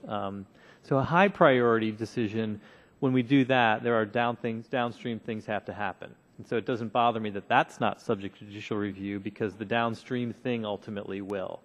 A low priority under 1009 actually stops all action. EPA at that point is done, no more work, stop. That to me is a final agency action. And although I'd like to think all of our final agency actions no one should be bothering us about them, as a matter of good government, I think that it is important to allow people who disagree with a final agency action to seek review of that in an appropriate judicial proceeding. And so I think that having a low not be subject to judicial review is not a good place for the government to be in. And managing the many chemicals that you need to review, how long do you expect this process to take, both to prioritize and schedule for assessment? The prioritization process, I think, will happen, the initial one very quickly, and the initial assessments will happen within a couple of years. I think it will be many years before we have evaluated all the high priority chemicals. Okay. Thank you, Mr. Chairman. Gentleman yields back his time. Chair now recognizes the gentleman from Louisiana, Mr. Cassidy, for 5 minutes. Hey, Mr. Jones, I apologize if someone else has asked. I had to step out. To prove safety by the first, to prove that something is not at risk, you have to prove a negative. It's very difficult to prove a negative. How do you prove a negative? So we rely on analytical tools that often include data, often include models. So if something does not express hazard, it is impossible for it to have risk. If something doesn't... Now let me ask, because we had a hearing about the risk of something for breast cancer. It's a big concern of mine. My wife's a breast cancer surgeon, and I'm a physician, so we were on a vacation, so we pulled down the literature. And there is a body of literature for this particular chemical that it could cause breast cancer, but then somebody did a regression analysis and goes, you got to be kidding. There is obesity, alcohol, cigarette use, family history, and here is a very marginal effect that may or may not. But the witness was passionately and quite emotionally declaring that this particular chemical had an impact upon breast cancer. So I guess I would come back to no risk at all, maybe in the eye of the beholder, right? Or of the interest group or whatever. In that situation, what does this law allow you to do? Well, it would require us to assess the risk of that chemical and make a determination as to whether or not we met that risk met the safety standard. I guess what I'm after, the safety standard seems a nebulous thing to me. Yeah. And so again, this advocacy was just so passionate in their emotion, even though the retrogression analysis showed that the effect was non-existent or minimal. If it existed, it just couldn't be teased out. So would this nebulous standard say, listen, best science shows that it's obesity, family history, alcohol, and cigarettes.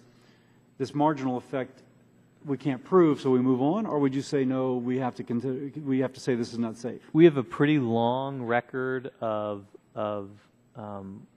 how we calculate risk and what we view to be risks that are beyond negligible. They involve using standards such as the increased lifetime cancer risk of a substance. They include calculations that we use for other kinds of effects where we look for a certain margin of exposure between the exposure level and when adversity occurs.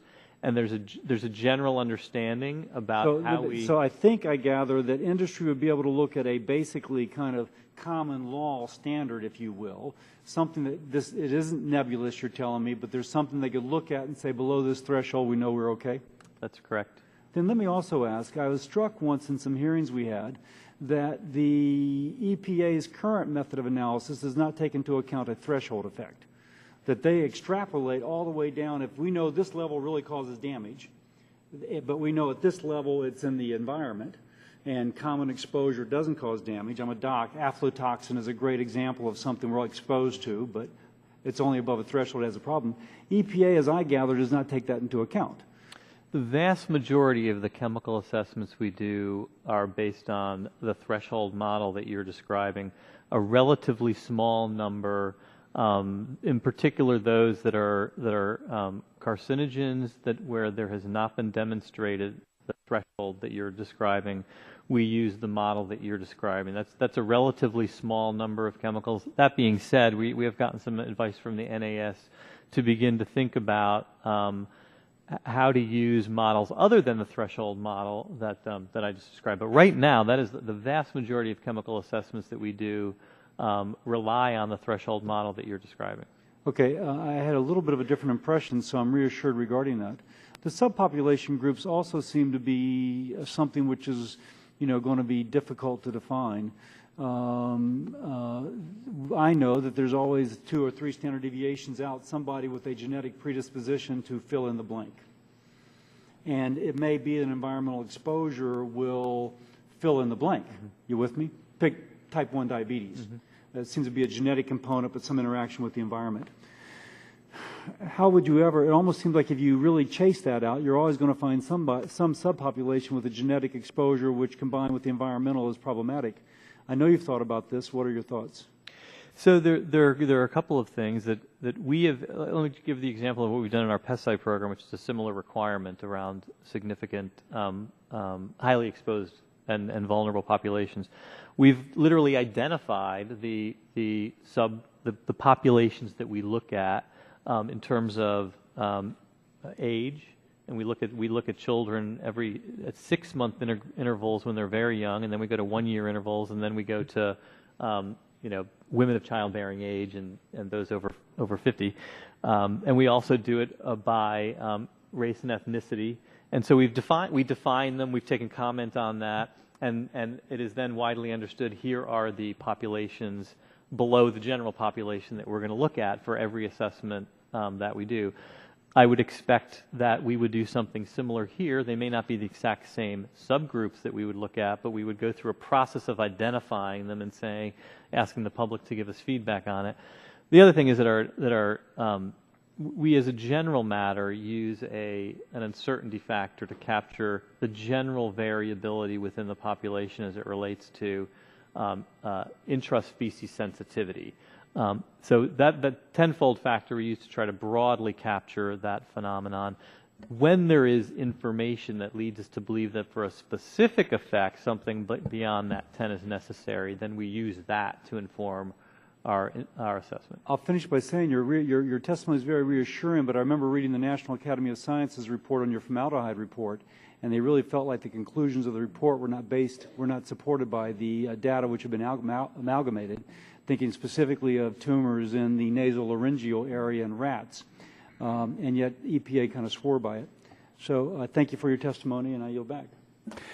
Don't you hate these real smart members of Congress who ask these? They just make us all look bad. So last but not least, my colleague from the great state of Georgia, Mr. Barrows, for 5 minutes. Thank you, Mr. Chairman. Thank you, Ms. Jones, for being here today.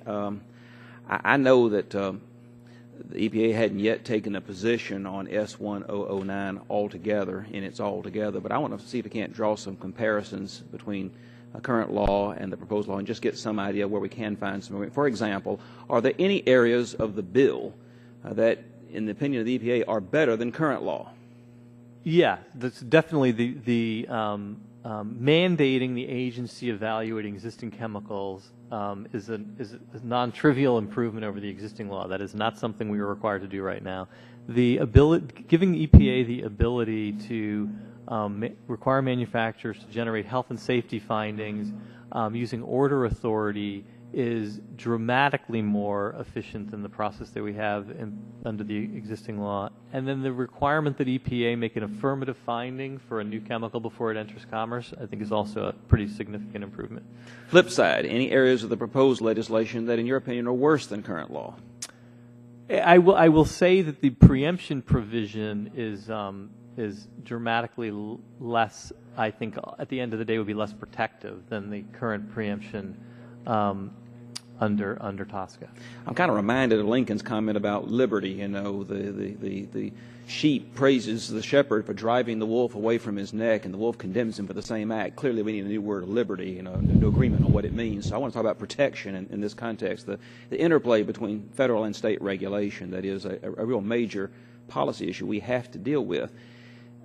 One concern that I've got is if funding for the big regulator, the national regulator, the EPA, is either chronically inadequate so that the regulator is malnourished, or is highly sporadic as a result of politics of brinksmanship and shutdown and what have you. The concern I've got is whether or not we'll have effective regulation if we preempt state and the only regulator who's left on the scene is unable to do his job. I got a concern about that, but I also got a concern about, you know, a regulator not wanting to do its job. You know, a regulator that don't want to do its job is like going bird hunting and having to tote the dog. But a regulator that can't do its job is like going bird hunting without the dog. I'm not sure which is better. Each is equally ineffective as far as the customer and the taxpayer is concerned. So help me understand, in your experience, what's been the benefit of the current regime of dual state and federal regulation on the one hand, and what's been the cost of the current regime, and how would you suggest we go forward? It's I think the benefit is a good part of why we're here. That because the federal law is ineffective, states have stepped into the breach and have been doing the work necessary to protect the people in their states, which has created an incentive on the part of the industry, in my view, to want to raise the bar of the federal law, so that states don't feel compelled to step into the breach because the federal government is ensuring the safety of their citizens. I think that's the... You describe the ideal or optimal role of the state regulator as being a pride toward better action, better regulation nationwide. How do you describe it? Mm-hmm. As being basically a driving force toward getting a better standard everywhere. I think that they have been the driving force in the chemical space. That's been basically the only regulation. But don't you share the concerns, though, of others, though, that if you do have a nationwide standard, if the regulator is malnourished or underfunded, that could be a problem as well? They can't keep up with the demand, so you don't want to replace something bad with something that no, is non-existent. It's a challenging dynamic that you're trying to ultimately achieve, where the absence of action on the federal government doesn't mean nobody gets protected. That it keeps the potential threat of that happening keeps people like me on top of our job, moving the ball forward, which also creates a dynamic where the states feel like they don't feel like they need to regulate because it's going to be taken care of at a national level. And I think you can understand that even if you are doing a good job at the national level, there can be some states that just want to regulate a whole lot more. That absolutely, I think, would be the case. And the problem we have is not the fact that we have two regulators in a given one place. Right. We might have 51 regulators as far as the country as a whole is concerned. You recognize the challenge and the burden that is to industry. That's right. I think that is the flip side of that's why I think it's been so hard for people to come together to figure out what is that sweet spot there. It is untenable to try to sell a product in the United States, and you need to meet 51 or 57 different requirements. At the same time, you don't want to leave everybody unprotected because people here are not able to get their job done or don't have the tools to get their job done. And trying to find that sweet spot, I think, is very challenging. Thank you. With that, my time is up. Gentleman yields back his time, and just a point. I think there's only like 4 states who really have the capability or are involved in this space versus the other ones that aren't. And when we had this ECOS testifying, many states had no capability to do this intensive evaluation. So I just throw that in. Ms. Jones, a delightful testimony. I usually don't say that very often.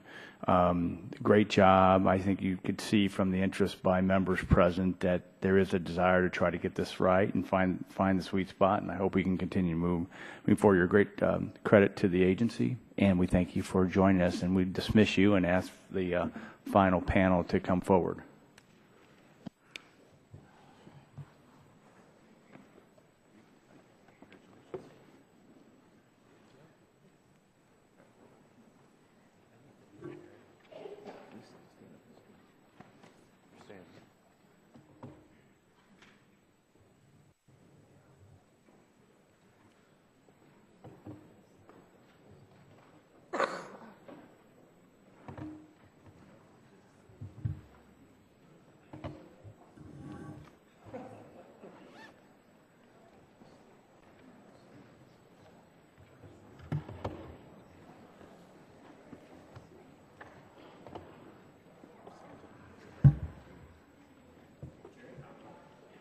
Cal. How are you doing? Good to see you as well.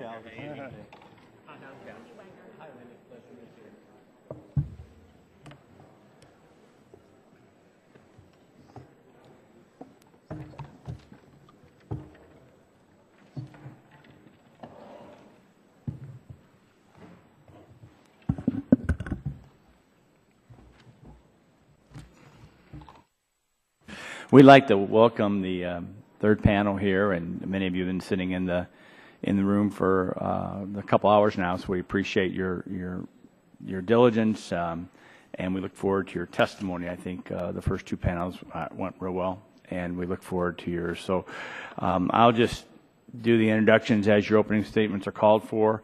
It's great to welcome back Cal Dooley, former colleague, now President and CEO of the American Chemistry Council. Obviously, your full statement's been submitted for the record. You have 5 minutes.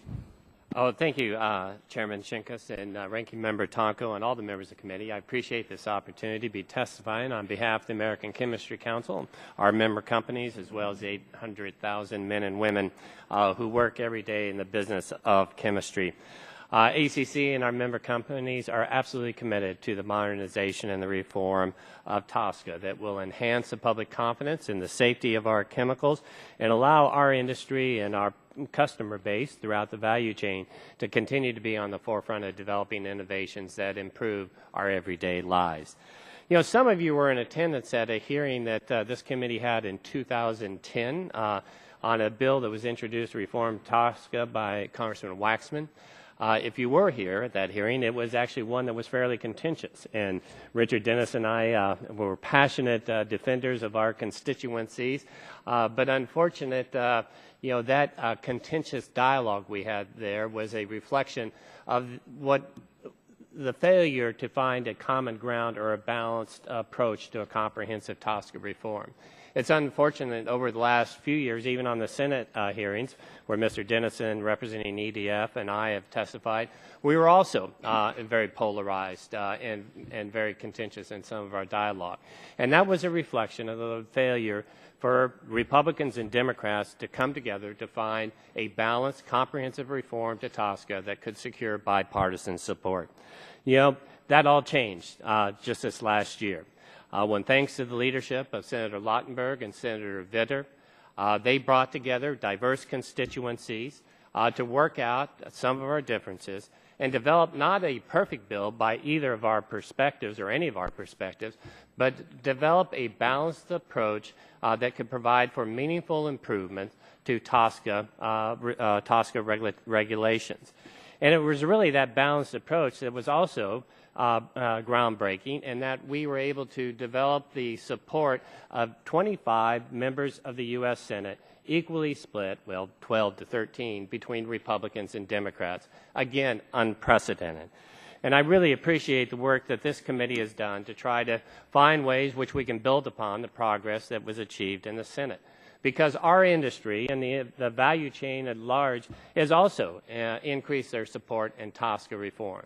Because it's not only the chemical industry, it's the information technology industry.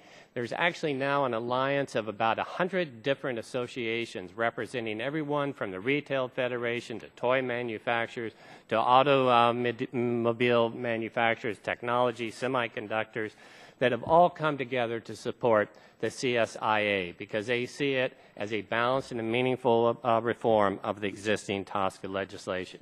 Also unprecedented is that not only industry, but you also have organized labor that has joined in support of TSCA reform.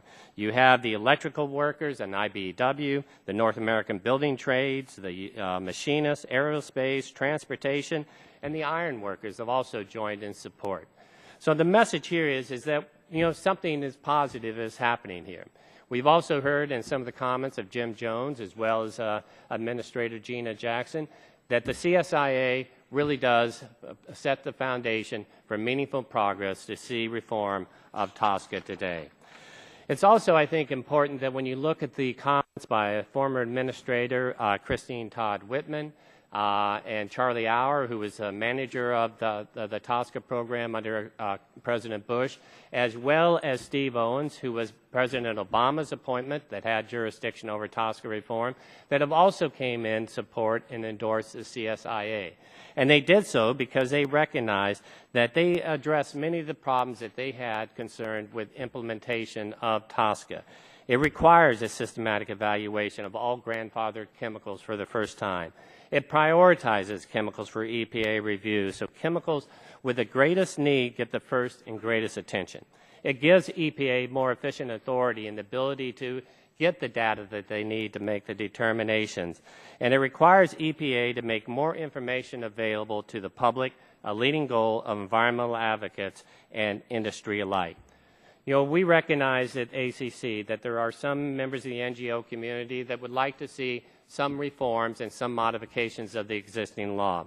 But when we look at the 5 issues that they surfaced early on, we think that those can be addressed in a meaningful and appropriate way that can build and improve upon CSIA, but does not, I guess, disrupt or create an imbalance in this coalition that could put us back into the gridlock that's been characterized in our ability or our lack of ability to achieve TSCA reform over the past better part of 37 years. You know, I'll be pleased to respond in detail to a lot of the questions you have, but my message here is that, you know, this bill isn't viewed by being perfect by industry. And I know Dr. Dennison will say it's not viewed as perfect by the Environmental Defense Fund. But all of you that are serving in Congress today, just like I served for 14 years, know that there's very few perfect pieces of legislation from one constituent's interest. The only way we're going to see progress in enacting TSCA reform is it's going to take a balanced, comprehensive approach. And I hope that we use the CSIA as that foundation. I know that there's opportunities to make those modest and marginal reforms that will address some of those legitimate issues, but we have to be concerned of the delicate balance that we have in place here and ensure that we don't disrupt that. Gentleman's time expired. Chair now recognizes Mr. Ernie Rosenberg, President and CEO of the American Cleaning Institute. Thank you, Chairman Shimkus, Ranking Member Tonko, members of the subcommittee. My name is Ernie Rosenberg, thank you, and I'm the President and CEO of the American Cleaning Institute. Our member companies have facilities in the congressional districts of 2/3 of the subcommittee membership, and our members' products are in every home in the country. Strengthening the Toxic Substances Control Act is a top priority for our member companies. That's why I'm here today. A strengthened TSCA has the potential to promote consumer and environmental protection while enabling innovation for new and improved products. That's why we support the Chemical Safety Improvement Act. This legislation provides a strong roadmap for action in the 113th Congress. We commend the bipartisan efforts that led to the development of this measure, and especially the work of the late Senator Frank Lautenberg and Senator David Vitter. 25 Senate Republicans and Democrats are co-sponsors of what is truly bipartisan legislation. A lack of confidence in TSCA has prompted states, local jurisdictions, and businesses to restrict certain chemicals. These actions, unfortunately, create a regulatory and business climate that is driven by perceived safety concerns, not by sound science. Allow me to highlight 3 important reasons for strengthening TSCA. First, a credible federal program is crucial to having both a national market and improved public confidence in EPA's regulatory program. Second, TSCA must account for ongoing improvements in scientific methods and processes being developed by universities, the government, and industry. This information must be considered by EPA when making safety assessments and determinations. Third, TSCA has fostered innovative chemical developments in the United States. We must ensure that this continues in the years ahead. Cleaning product manufacturers are leaders in the development of green chemistries that have led to significant energy savings, water savings, and reductions in waste generation in the United States. The development of concentrated laundry and household cleaning products allows products that pack greater cleaning power and much smaller packaging to provide the benefits I've mentioned, and this represents just a few of the innovative, convenient, and greener products that are available to consumers today. TSCA's new chemicals program encourages speed to market for such innovative products because of the rigorous and flexible way the law addresses this task. EPA relies on a strong interaction between government and industry to make this happen, and has since I was the manager of the program at the very beginning. The Chemical Safety Improvement Act preserves the efficiencies in the new chemicals review process, which are widely acknowledged to work well and are critical to innovation. To remain innovative, we need strong protection for confidential business information. A strengthened TSCA can and must be risk-based and must use the best science. EPA must be able to get the information it needs to make informed chemical assessment and risk management decisions. The Chemical Safety Improvement Act strengthens TSCA. It removes barriers to EPA data gathering and regulatory actions. It would call upon EPA to evaluate the safety of chemicals already in use and enable EPA to identify and act on chemicals that may pose significant safety concerns. EPA's enhanced ability to obtain data would encourage industry to provide health and safety information to the agency without regulatory delays and with fewer demands on agency resources. CSIA also allows more data to be made available to the public. For the law to be credible, this is critical. It would also open up lines of communication between the states and EPA and allow EPA to share information with them, including confidential business information, something TSCA does not currently allow. CSIA would allow EPA to meet its regulatory obligations and restore confidence in the agency's ability to do so. For the law to become more credible, changes to TSCA must be practical, achievable, and workable. ACIA again thanks you for the opportunity to testify today, and I look forward to your questions. Thank you, Mr. Rosenberg. Now I'd like to recognize Dr. Richard Dennison, Senior Scientist from the Environmental Defense Fund. Thank you, Chairman Shimkus, Ranking Member Tonko, and other members of the committee for your interest in this issue and for the opportunity to share EDF's perspective on this bipartisan legislation, the Chemical Safety Improvement Act. I have 4 key points I'd like to make today. First, we have a major political opening to address an urgent health concern and to fix a law that everyone agrees needs reform. Second, the bill before us has many of the elements needed for effective reform, and it can serve as a basis for moving reform forward. Third, the bill also has serious problems that must be remedied.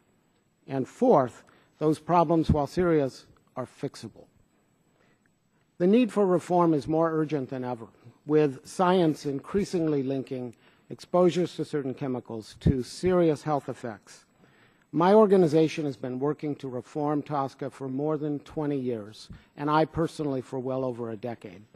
The law simply does not work. It is not protecting the health of Americans. It doesn't provide the information companies need to make sound decisions, and it doesn't give consumers and the market the confidence that companies need to run their businesses. In May of this year, we saw a breakthrough with the introduction of CSIA. The bill is both a promising start and far from perfect. It contains many elements of effective reform, but needs significant changes if it is actually to deliver those reforms. I am convinced the problems can be addressed while retaining the bipartisan support needed to pass legislation. Let me note several ways in which CSIA addresses major flaws in current law. For the first time, safety reviews would be required for all chemicals in use. New chemicals would have to be found likely to meet the safety standard in order to be made and sold. Also, for the first time, state governments and medical personnel would gain access to confidential business information. CSIA would address the 2 main reasons that TSCA's safety standard has failed. It would generally replace the current cost-benefit standard with a requirement for a health-only standard. And it strikes the least burdensome requirement for TSCA regulations that has, as Mr. Jones said, become a recipe for paralysis by analysis. CSIA would also fix TSCA provisions that thwart EPA's ability to get new data on a chemical. It could issue test orders and avoid a regulatory process that takes many years. And it strikes the catch-22 under TSCA that requires EPA first show evidence of risk in order to require testing. But the bill would also erect some major barriers to EPA effectively and efficiently using these new tools. The safety standard does not ensure protection of vulnerable populations, including pregnant women, infants, workers, who may be more exposed or more susceptible to the effects. The bill would not ensure that all information claimed confidential actually warrants trade secret protections. It would weaken current TSCA by barring the testing of new chemicals or ones lacking enough data to screen their safety. This means EPA would either have to give a pass to data-poor chemicals that may pose a risk, or waste time scrutinizing chemicals that more data would show pose little risk. And the bill lacks deadlines and has so many procedural requirements that just getting the system up and running would take years. My testimony includes an analysis I've done that is quite optimistic in terms of timeframes that shows that more than 7 years would be required to get to the first safety determination for a chemical. Finally, the bill's sweeping preemption of state authority needs to be significantly narrowed so that, for example, states can continue to act until and unless EPA takes final action on a chemical and can, with good cause, obtain waivers that allow them to go further than EPA has to control the chemical risks. Mr. Chairman, let me end on the positive. The bipartisan bill offers major political opportunity and can serve as a basis for talks to move reform forward. And while its deficiencies are serious, as I mentioned before, I believe they are all fixable. I am encouraged that the informal negotiations on the bill that have been occurring in the Senate already appear to be moving it in the right direction. But there is more work to be done. I urge this subcommittee to build on the foundation laid by S1009 to pass meaningful TSCA reform legislation in this Congress. The health of all Americans hangs in the balance, and I thank you for your time today. Thank you, Dr. Dennis. And now I'd like to recognize Mr. Dean Garfield, President and CEO of the Information Technology Industry Council. Sir, welcome. Thank you, Mr. Chairman Shimkus, Ranking Member Tonka, members of the committee.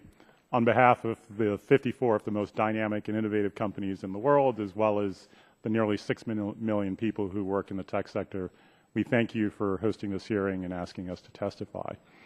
We've submitted our testimony for the record, so rather than repeat it, I'll highlight 3 elements of that testimony. First, we strongly support this bipartisan and bicameral effort to reform TSCA. We think it's a unique opportunity to advance our human health and environmental shared interest. The tech sector takes very seriously its role as corporate and environmental stewards, whether it's in product design, where we're driving down the energy usage of our products, or in sourcing, where we're developing and promulgating responsible sourcing paradigms and programs, or in our recycling and reuse programs that we have all across the world. We view these issues as first priorities and intend to stay engaged. And so thank you for your efforts. Second, we think this regulatory reform creates an opportunity to develop regulatory processes that are timely, transparent, and based on sound science. In that regard, we'll be placing particular emphasis and paying a lot of attention to how you deal with the issue of chemicals in articles. In particular, we think it's very important for Congress to give guidance to the EPA in that area, but at the same time, we don't think it should be done in an import-export control fashion. And in fact, we think the current process whereby the EPA has a case-by-case analysis is one that's appropriate and should be continued. Finally, we strongly agree with Chairman Shimkus' opening statement that TSCA reform can and should be an opportunity to enhance rather than inhibit innovation. With that in mind, we think it's important for 3 things to occur. One, as the previous witness, Mr. Jones, pointed out, we think that the approach and direction to EPA has to include some important time limits, particularly as it relates to dealing with innovative or new uses of chemicals. Second, dealing with confidential business information is critically important.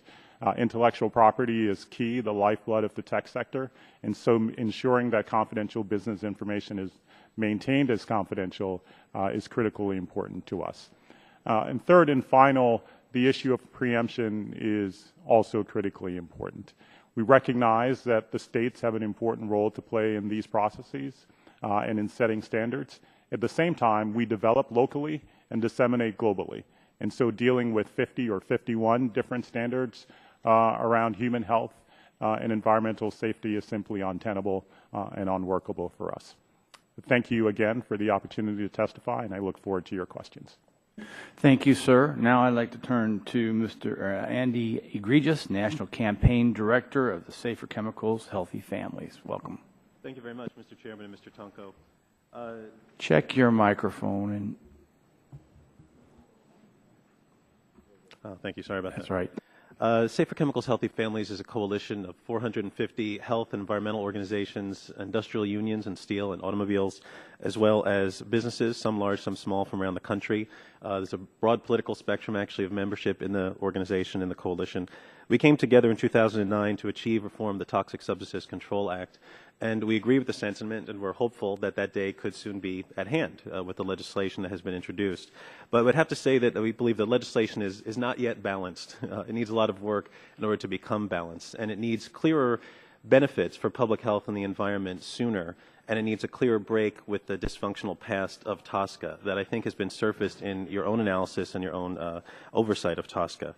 I want to put the focus back on public health because it's that concern, the mainstream health professional and public health community conclusion that from pediatricians, obstetricians, others, endocrinologists, that chemicals are contributing to the burden of disease in this country, the diseases that affect millions of American families. And TSCA reform is fundamentally a solemn exercise in trying to make progress in preventing that effect.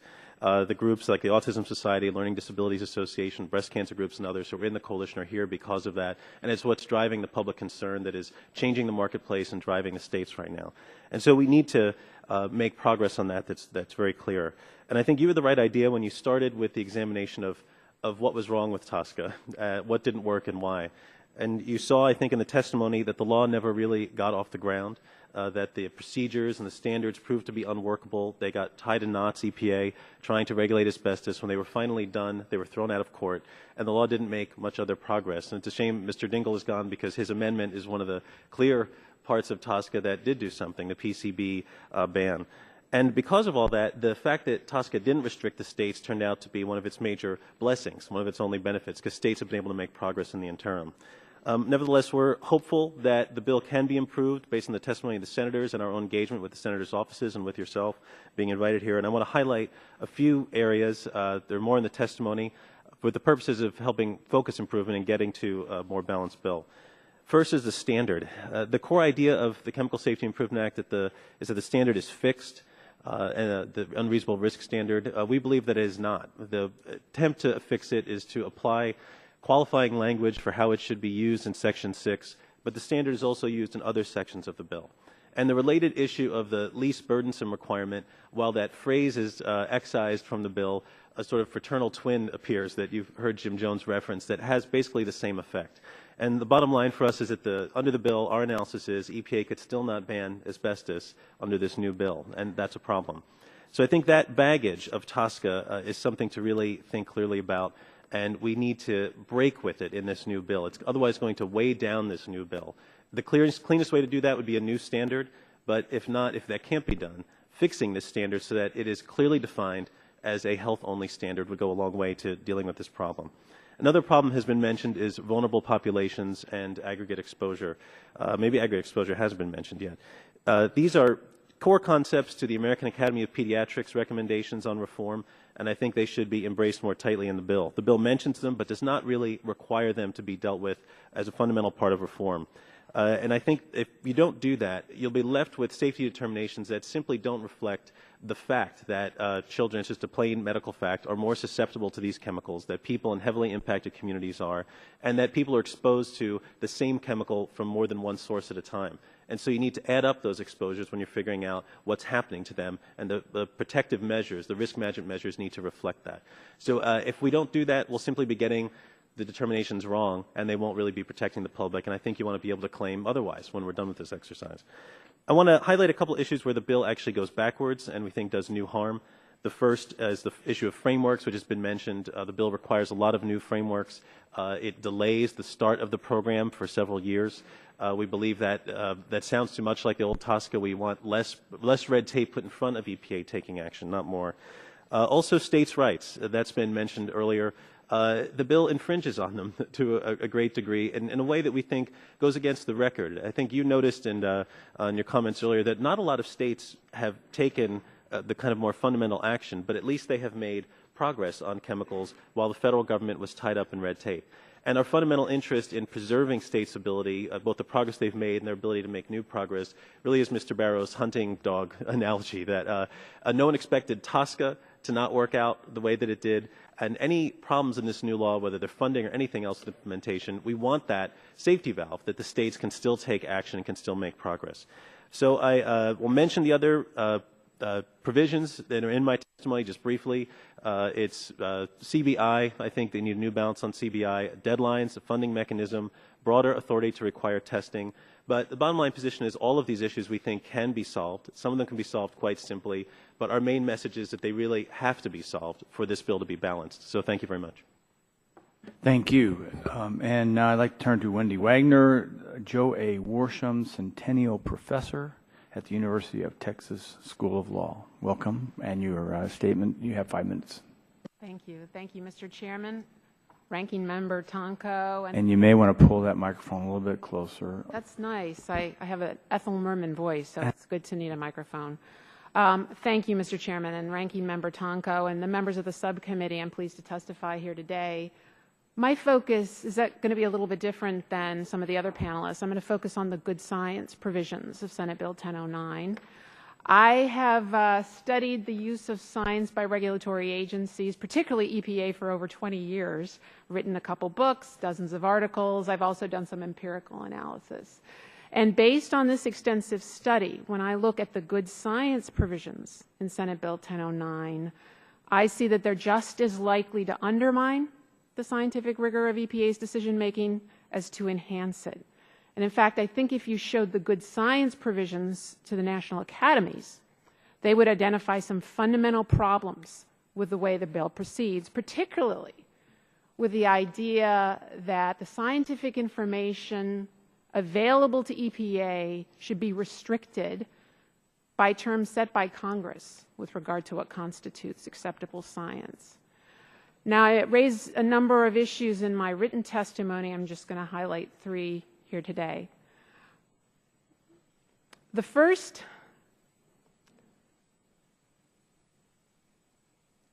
there are over 40 pages by my count of good science provisions in the bill, but I'm not sure what the underlying problem is that those 40 pages are trying to address.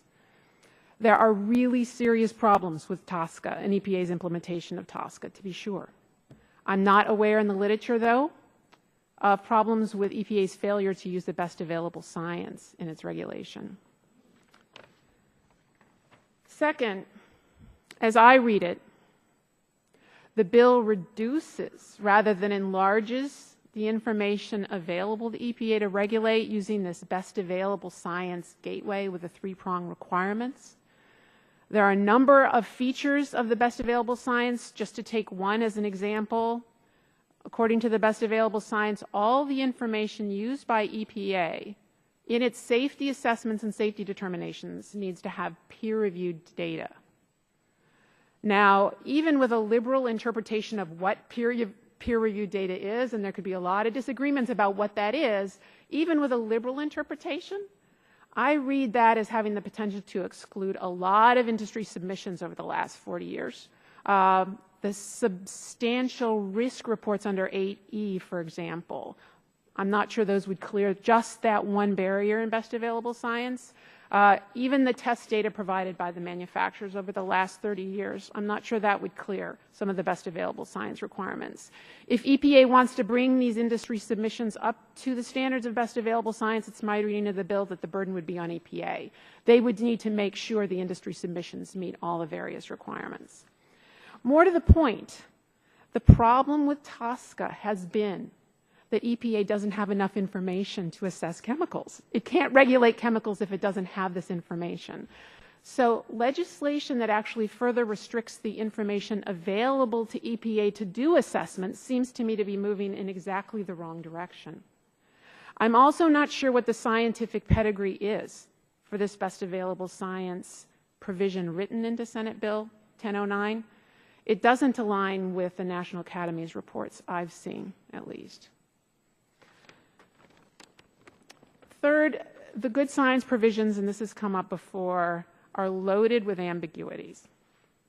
Lawyers, including the students I teach, have a term for this. When you have a mandatory provision that's very ambiguous, it creates what's called an attachment point, because high-stakes litigious groups can latch on to those attachment points and hold the agency's feet to the fire in litigation. By my count, the good science provisions in Senate Bill 1009 contain dozens of attachment points.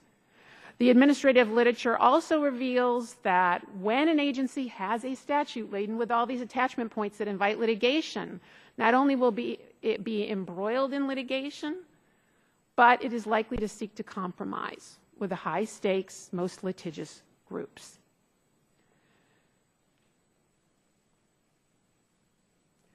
It's actually not necessarily either because the agency's captured. It simply wants to get some rules through the process, so it needs to engage in these compromises.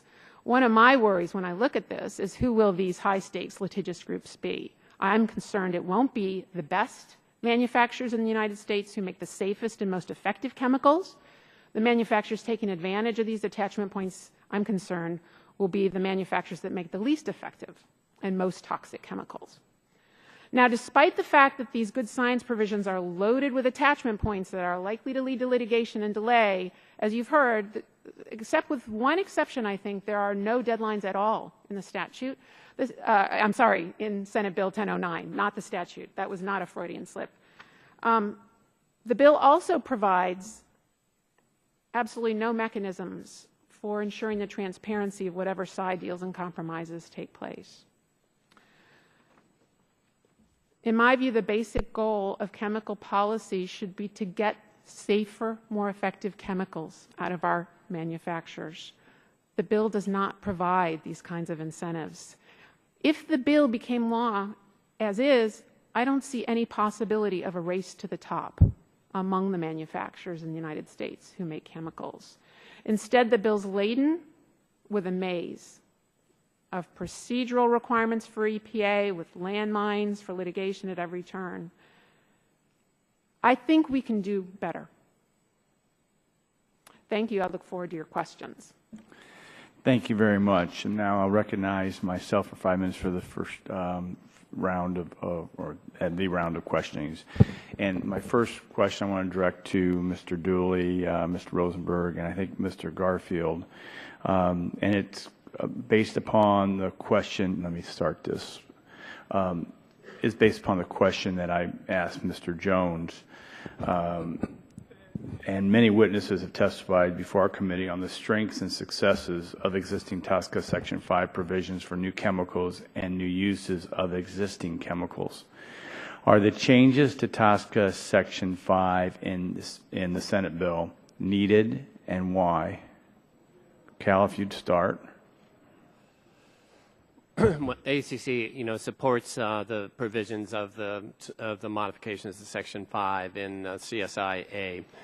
We recognize that it is important, even with the new chemicals, that you do have provisions that do allow for EPA to make an affirmative determination that the new chemical will likely meet the safety standard, and that we accept that it's an obligation upon the industry and the manufacturer to provide that information to allow them to make that determination.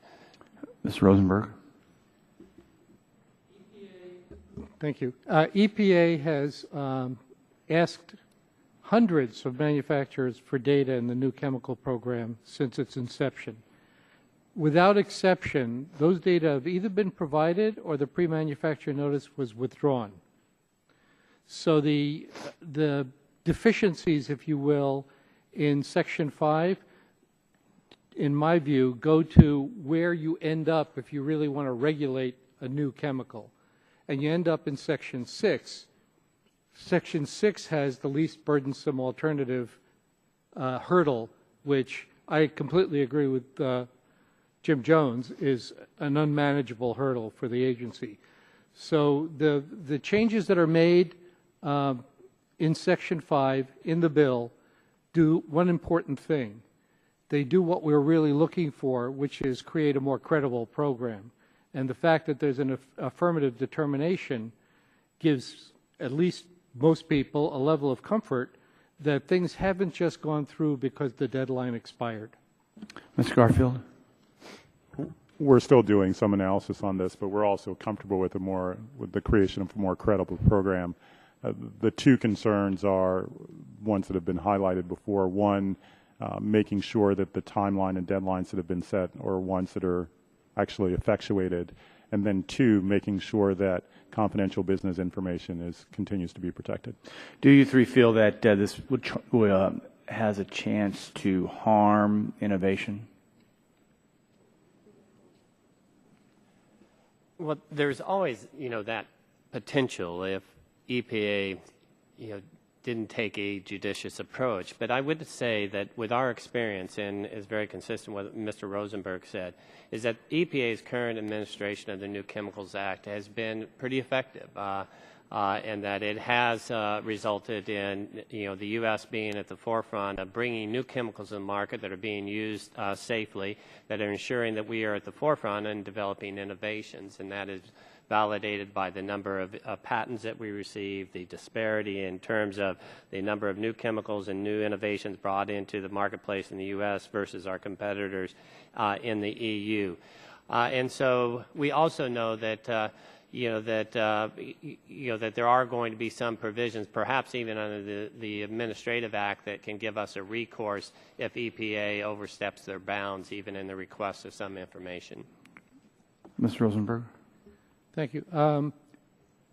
The innovation is a delicate thing, and it depends on what kind of market the chemical is going to have, how much volume it will have, and how innovative it is, as to what cost you can bear in going through a regulatory program.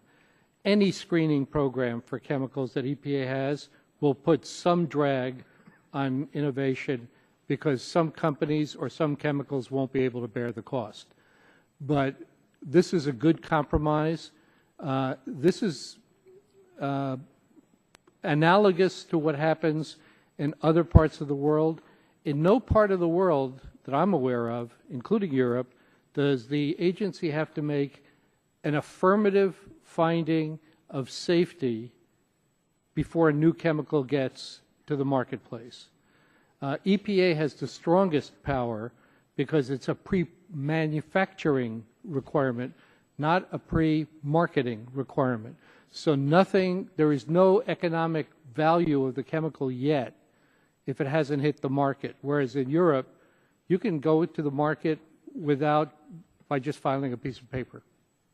And speaking to innovation, I would not want to leave Mr. Garfield without a chance to respond. I also agree it's a reasonable compromise that will be impacted perhaps more by EPA's practice. So in reality, the way this works, including the deadline, is that when you come up against the deadlines, EPA and a company will negotiate a suspension of that deadline to ensure that the progress continues to be made in resolving the open issues. And so in part, a lot of this will depend on whether EPA stays true to the deadlines that you've offered or whether they do not. My time's expired. Chair, and I recognize Mr. Tonko for 5 minutes. Thank you, Mr. Chair. We heard from EPA earlier that cost-benefit analysis should not play a role in the determination of whether a chemical meets the safety standard under a reformed TSCA. The bill before us continues to use the unreasonable risk standard that has historically implied a cost-benefit analysis.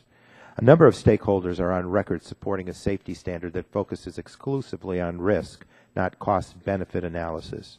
For example, ACC's 2009 principles state, and I quote, "Consideration of the benefits of chemicals being evaluated, the cost of methods to control their risks, and the benefits and cost of alternatives should be part of EPA's risk management decision-making, but should not be part of its safe use determinations." In other words, the determination of whether a chemical meets a safety standard for a particular use should not involve a cost-benefit analysis. Mr. Dooley, does ACC still support that principle for TSCA reform? Yes, we do. If you would, if you really look at, our policy is, and if you look at the CSIA, is that there's not a requirement to do a cost-benefit analysis on the prioritization, nor is there a consideration of the cost-benefit analysis in the safety assessment. But when you get to the safety determination, when EPA is making a decision that for some intended use, that there needs to be a restriction, a regulation, or perhaps a ban, then we think it is appropriate that you do a cost-benefit analysis of that specific action by EPA. Because you might have an instance there where, let's just say it's mercury in a compact fluorescent bulb, something that, an innovation that is, contributing to significant energy savings. That mercury is a critical component of that technology. If you had EPA that would choose to ban mercury because it is potentially a hazardous exposure, and they didn't go through and do a cost-benefit analysis, are there other alternatives that can contribute to the same environmental benefits and energy efficiency benefits, it would result in bad regulation from our perspective and bad public policy. Thank you. Dr. Dennison, do you think that cost-benefit analysis should be kept out of the safety standard in a reformed TSCA? Yes, I do. Mr. Tonko. I think I have a different reading than Mr. Dooley of what the bill requires, because I think he stated that that cost-benefit analysis should come in at the point of the safety determination. I think the safety determination needs to be a health-based, risk-based determination on the science. Now, the factors that Mr. Dooley mentions are appropriate to consider in determining how to address a risk for a chemical that fails a safety standard. And the bill needs to make that demarcation quite clear. That's actually how I read ACC's principles back in 2009. Thank you. And Mr. Kregis, does the Safer Chemicals Healthy Families Coalition have concerns that the unreasonable risk standard in the bill before us will not be a pure health standard? Absolutely. We read the bill as not having effectively separated out the cost-benefit from the risk decisions, and also retaining the least burdensome requirement, which is related but separate for bans and phase-outs. And should any TSCA reform bill this committee considers be absolutely clear that cost-benefit analysis is not a part of the determination that a chemical meets the safety standard? We believe it should be. S. 1009 also leaves in place the substantial evidence standard for judicial review that played a significant role in the asbestos decision. Ms. Wagner, how common is that heightened standard of review in the environmental law context? Typically, the agency is held to an arbitrary and capricious standard, so it's very unusual. Will that standard of review make it harder for EPA to prevail in court when it takes action under TSCA than under other environmental statutes? It's definitely a higher burden. I think the case law is a little murky. Some courts actually don't seem to use substantial evidence differently than others, but some do. On balance, it's likely to be a higher burden. Thank you. There is a strong public interest in improving EPA's ability to take action under TSCA to address the serious risks we face from chemical exposures. We have better working models for dealing with risks in other environmental laws, the pesticides laws, for example. Any TSCA reform bill, in my opinion, considered by this committee, should remove the known obstacles to TSCA implementation, such as the cost-benefit analysis component of the safety standard and this heightened standard of judicial review. And with that, I I believe my time is up, and I yield back. Gentleman yields back his time. The chair now recognizes, I believe, Mr. Green from Texas for 5 minutes. Thank you, Mr. Chairman. My first series of questions I want to ask, and they're just yes or no. For all witnesses, briefly, do you believe the Lautenberg-Vitter is an improvement over current law, or is status quo preferable? Mr. Dooley? Yes. Yes, it's an improvement. Mr. Green, in some respects, yes. In other respects, no. Okay. Mr. Garfield? My answer is the same. In some respects, yes. In other respects, no. But in the respects where it's no, it can be improved. Mr. Gray? Say no. With respect to the good science provisions, no. Okay. Well, for all the witnesses, in your opinion, are the issues raised in today's hearings on Lautenberg-Vitter issues that can be improved through clarification, or are there issues that are fundamentally cannot be corrected? Why don't I ask the last four, since you're all the ones that said it wasn't an improvement?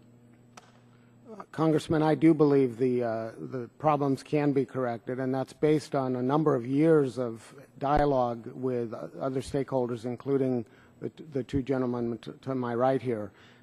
So I think there are solutions at hand if we can get down to the hard work of negotiating this through and find the right balance. Okay. I guess the reason I asked that to start with is that, you know, we know the law from 1976 is old, and we need to update it. But believe me, in a Republican Congress, we're not going to get to where a lot of folks would want to be. But I just want to make sure we move that ball down the field, and that includes passing it through the Senate, because I represent a very urban district in East Harris County that has chemical plants, refineries, and people who live along those fence lines. And so that's why I'd like to improve the law to the best we can get politically through the House and the Senate. Mr. Dooley, can you explain or expand on ACC's views on EPA's authority to require testing of chemicals? Is it, in particular, does ACC support changes to the EPA's current authority to test existing chemicals, and what changes and why? Yeah, we do support, and that's what I think was one of the the fundamental positives about this legislation is for the first time those 60,000 or however many grandfathered chemicals will be subject to prioritization and to a safety assessment, and we support those provisions, and as well as provisions that would give the ability for EPA under new chemicals to have facilitate their ability to access the data that they need to make a determination whether or not those chemicals do meet the new safety standard. Okay. And I know the ACC's position on the safety standard in both current TSCA and in the modernized TSCA. Is the safety standard in Lautenberg-Vitter identical to the current standard in TSCA? No, it is significantly different in that in the new CSIA, rather, the CSIA, is that the safety standard of an unreasonable risk to human health and the environment from the exposure to its intended use is the standard there. It does not in any way require a cost-benefit analysis as you do under existing law. So it will make a significant. It is a significant difference from this existing standard. And EPA and other areas in the environment, do they also conduct cost-benefit analysis? I'm not sure if I need to do a little more research on that one. And one of the issues is that the Lautenberg-Vitter would has an addition of deadlines compared to TSCA. Is that a benefit? As compared, would benefit from the additional deadlines?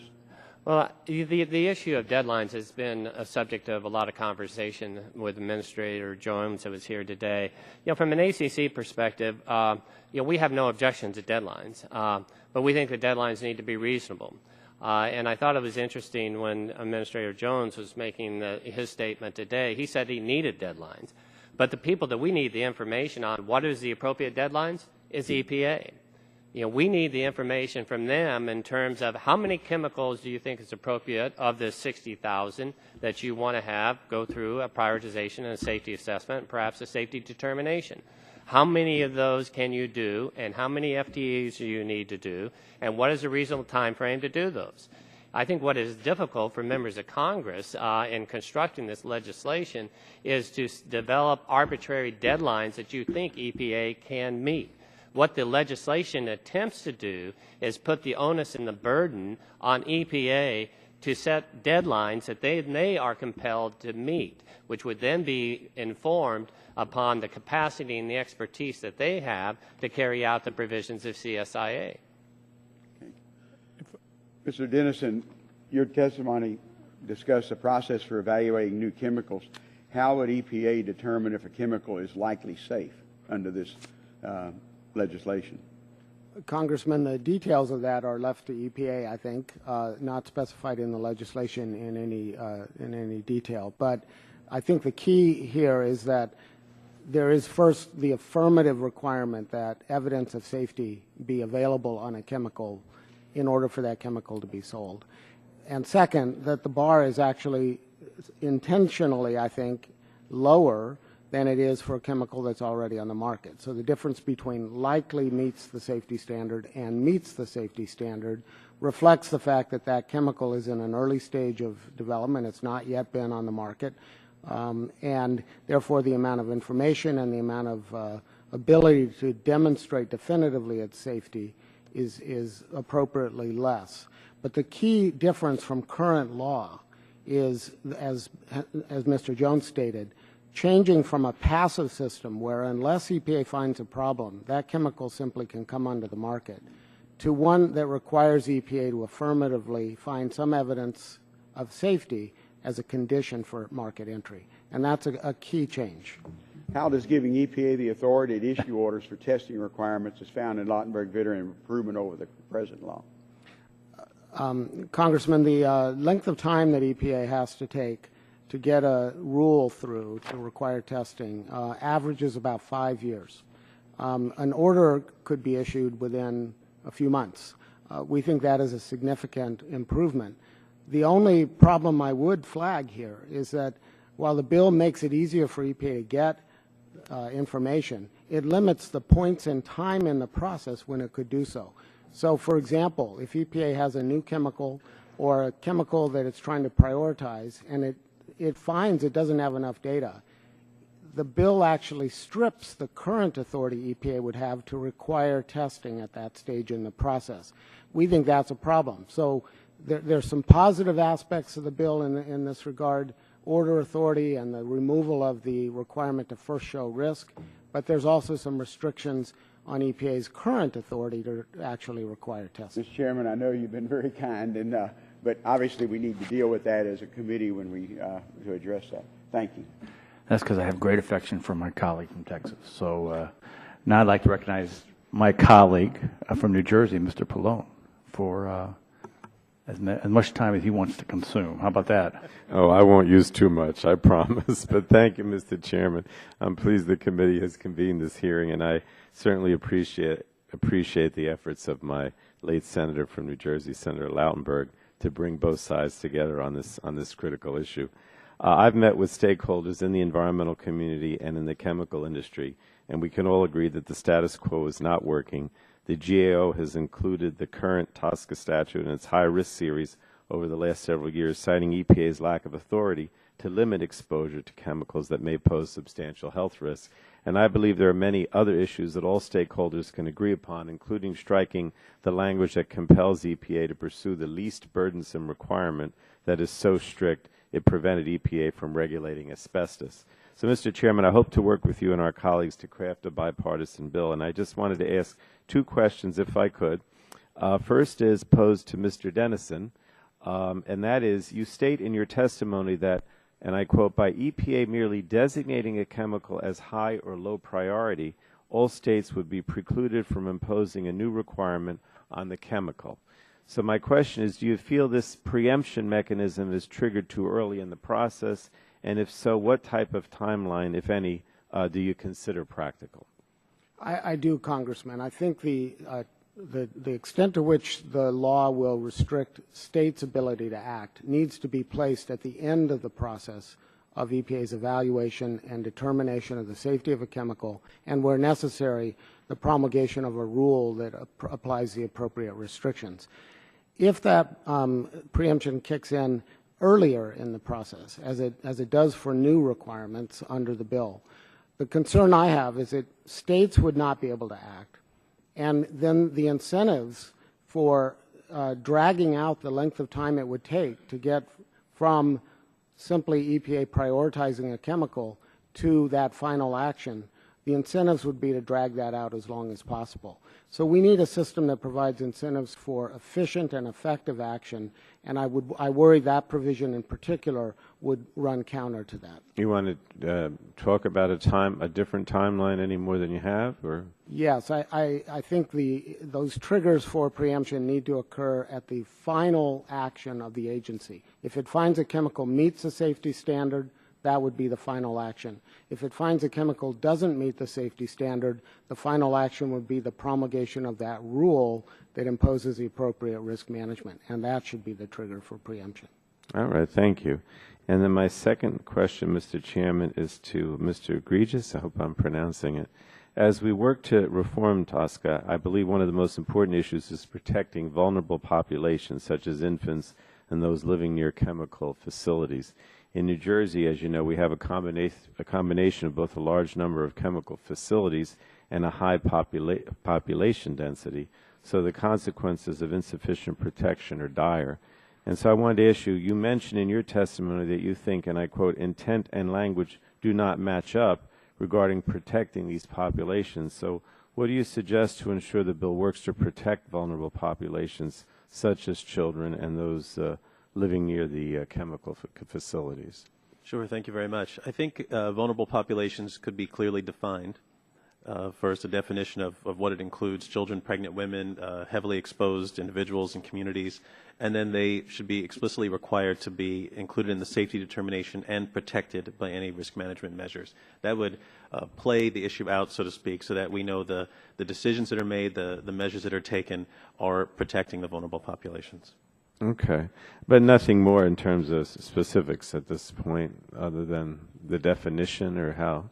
A definition and clear language that they're included in not just the assessment phase, which is in the bill now, but in the determinations and risk management measures. Okay. All right. That's it, Mr. Chairman. I didn't use my 5 minutes. Thank you. I thank my colleague, and I was going to ask, because it's very interesting, I appreciate you all being here. Maybe we're going around, but I think we've flushed out as much as we can right now, and I'm sure we'll see some of you through our offices as we continue this process. Just some final comments. It's really hard for me to believe that the product in the Senate bill is not better than the current law. I mean, on the face of it, a law that's 37 years old has not been changed and has proven to be not effective. Something has to be better than nothing. I think that's where there is some commonality in moving forward. The second thing is this risk-based issue. There is, Cal brought up a good issue about the compact fluorescent bulbs and what is the environmental benefit or societal benefit of maybe a hazardous chemical that's used in a product that benefits mankind. I'm not a climate guy, everybody knows that. But if you are, you like compact fluorescent bulbs, and some people would believe there's a great return on. In fact, we had debated that in our cap and trade bill on that very same issue. So there is issues there. Preemption is going to be a contentious issue, but I would like people to start talking to us about deadlines, because it seems like through the three panels, well, at least the second two, deadlines was a consistent theme. And I'm close with this, Ms. Wagner. I think your testimony was very intriguing, and I think we're going to look further into your comments and try to flush out some of that stuff. I have a unanimous consent request that all members of the subcommittee have 5 days to submit an opening statement for the record.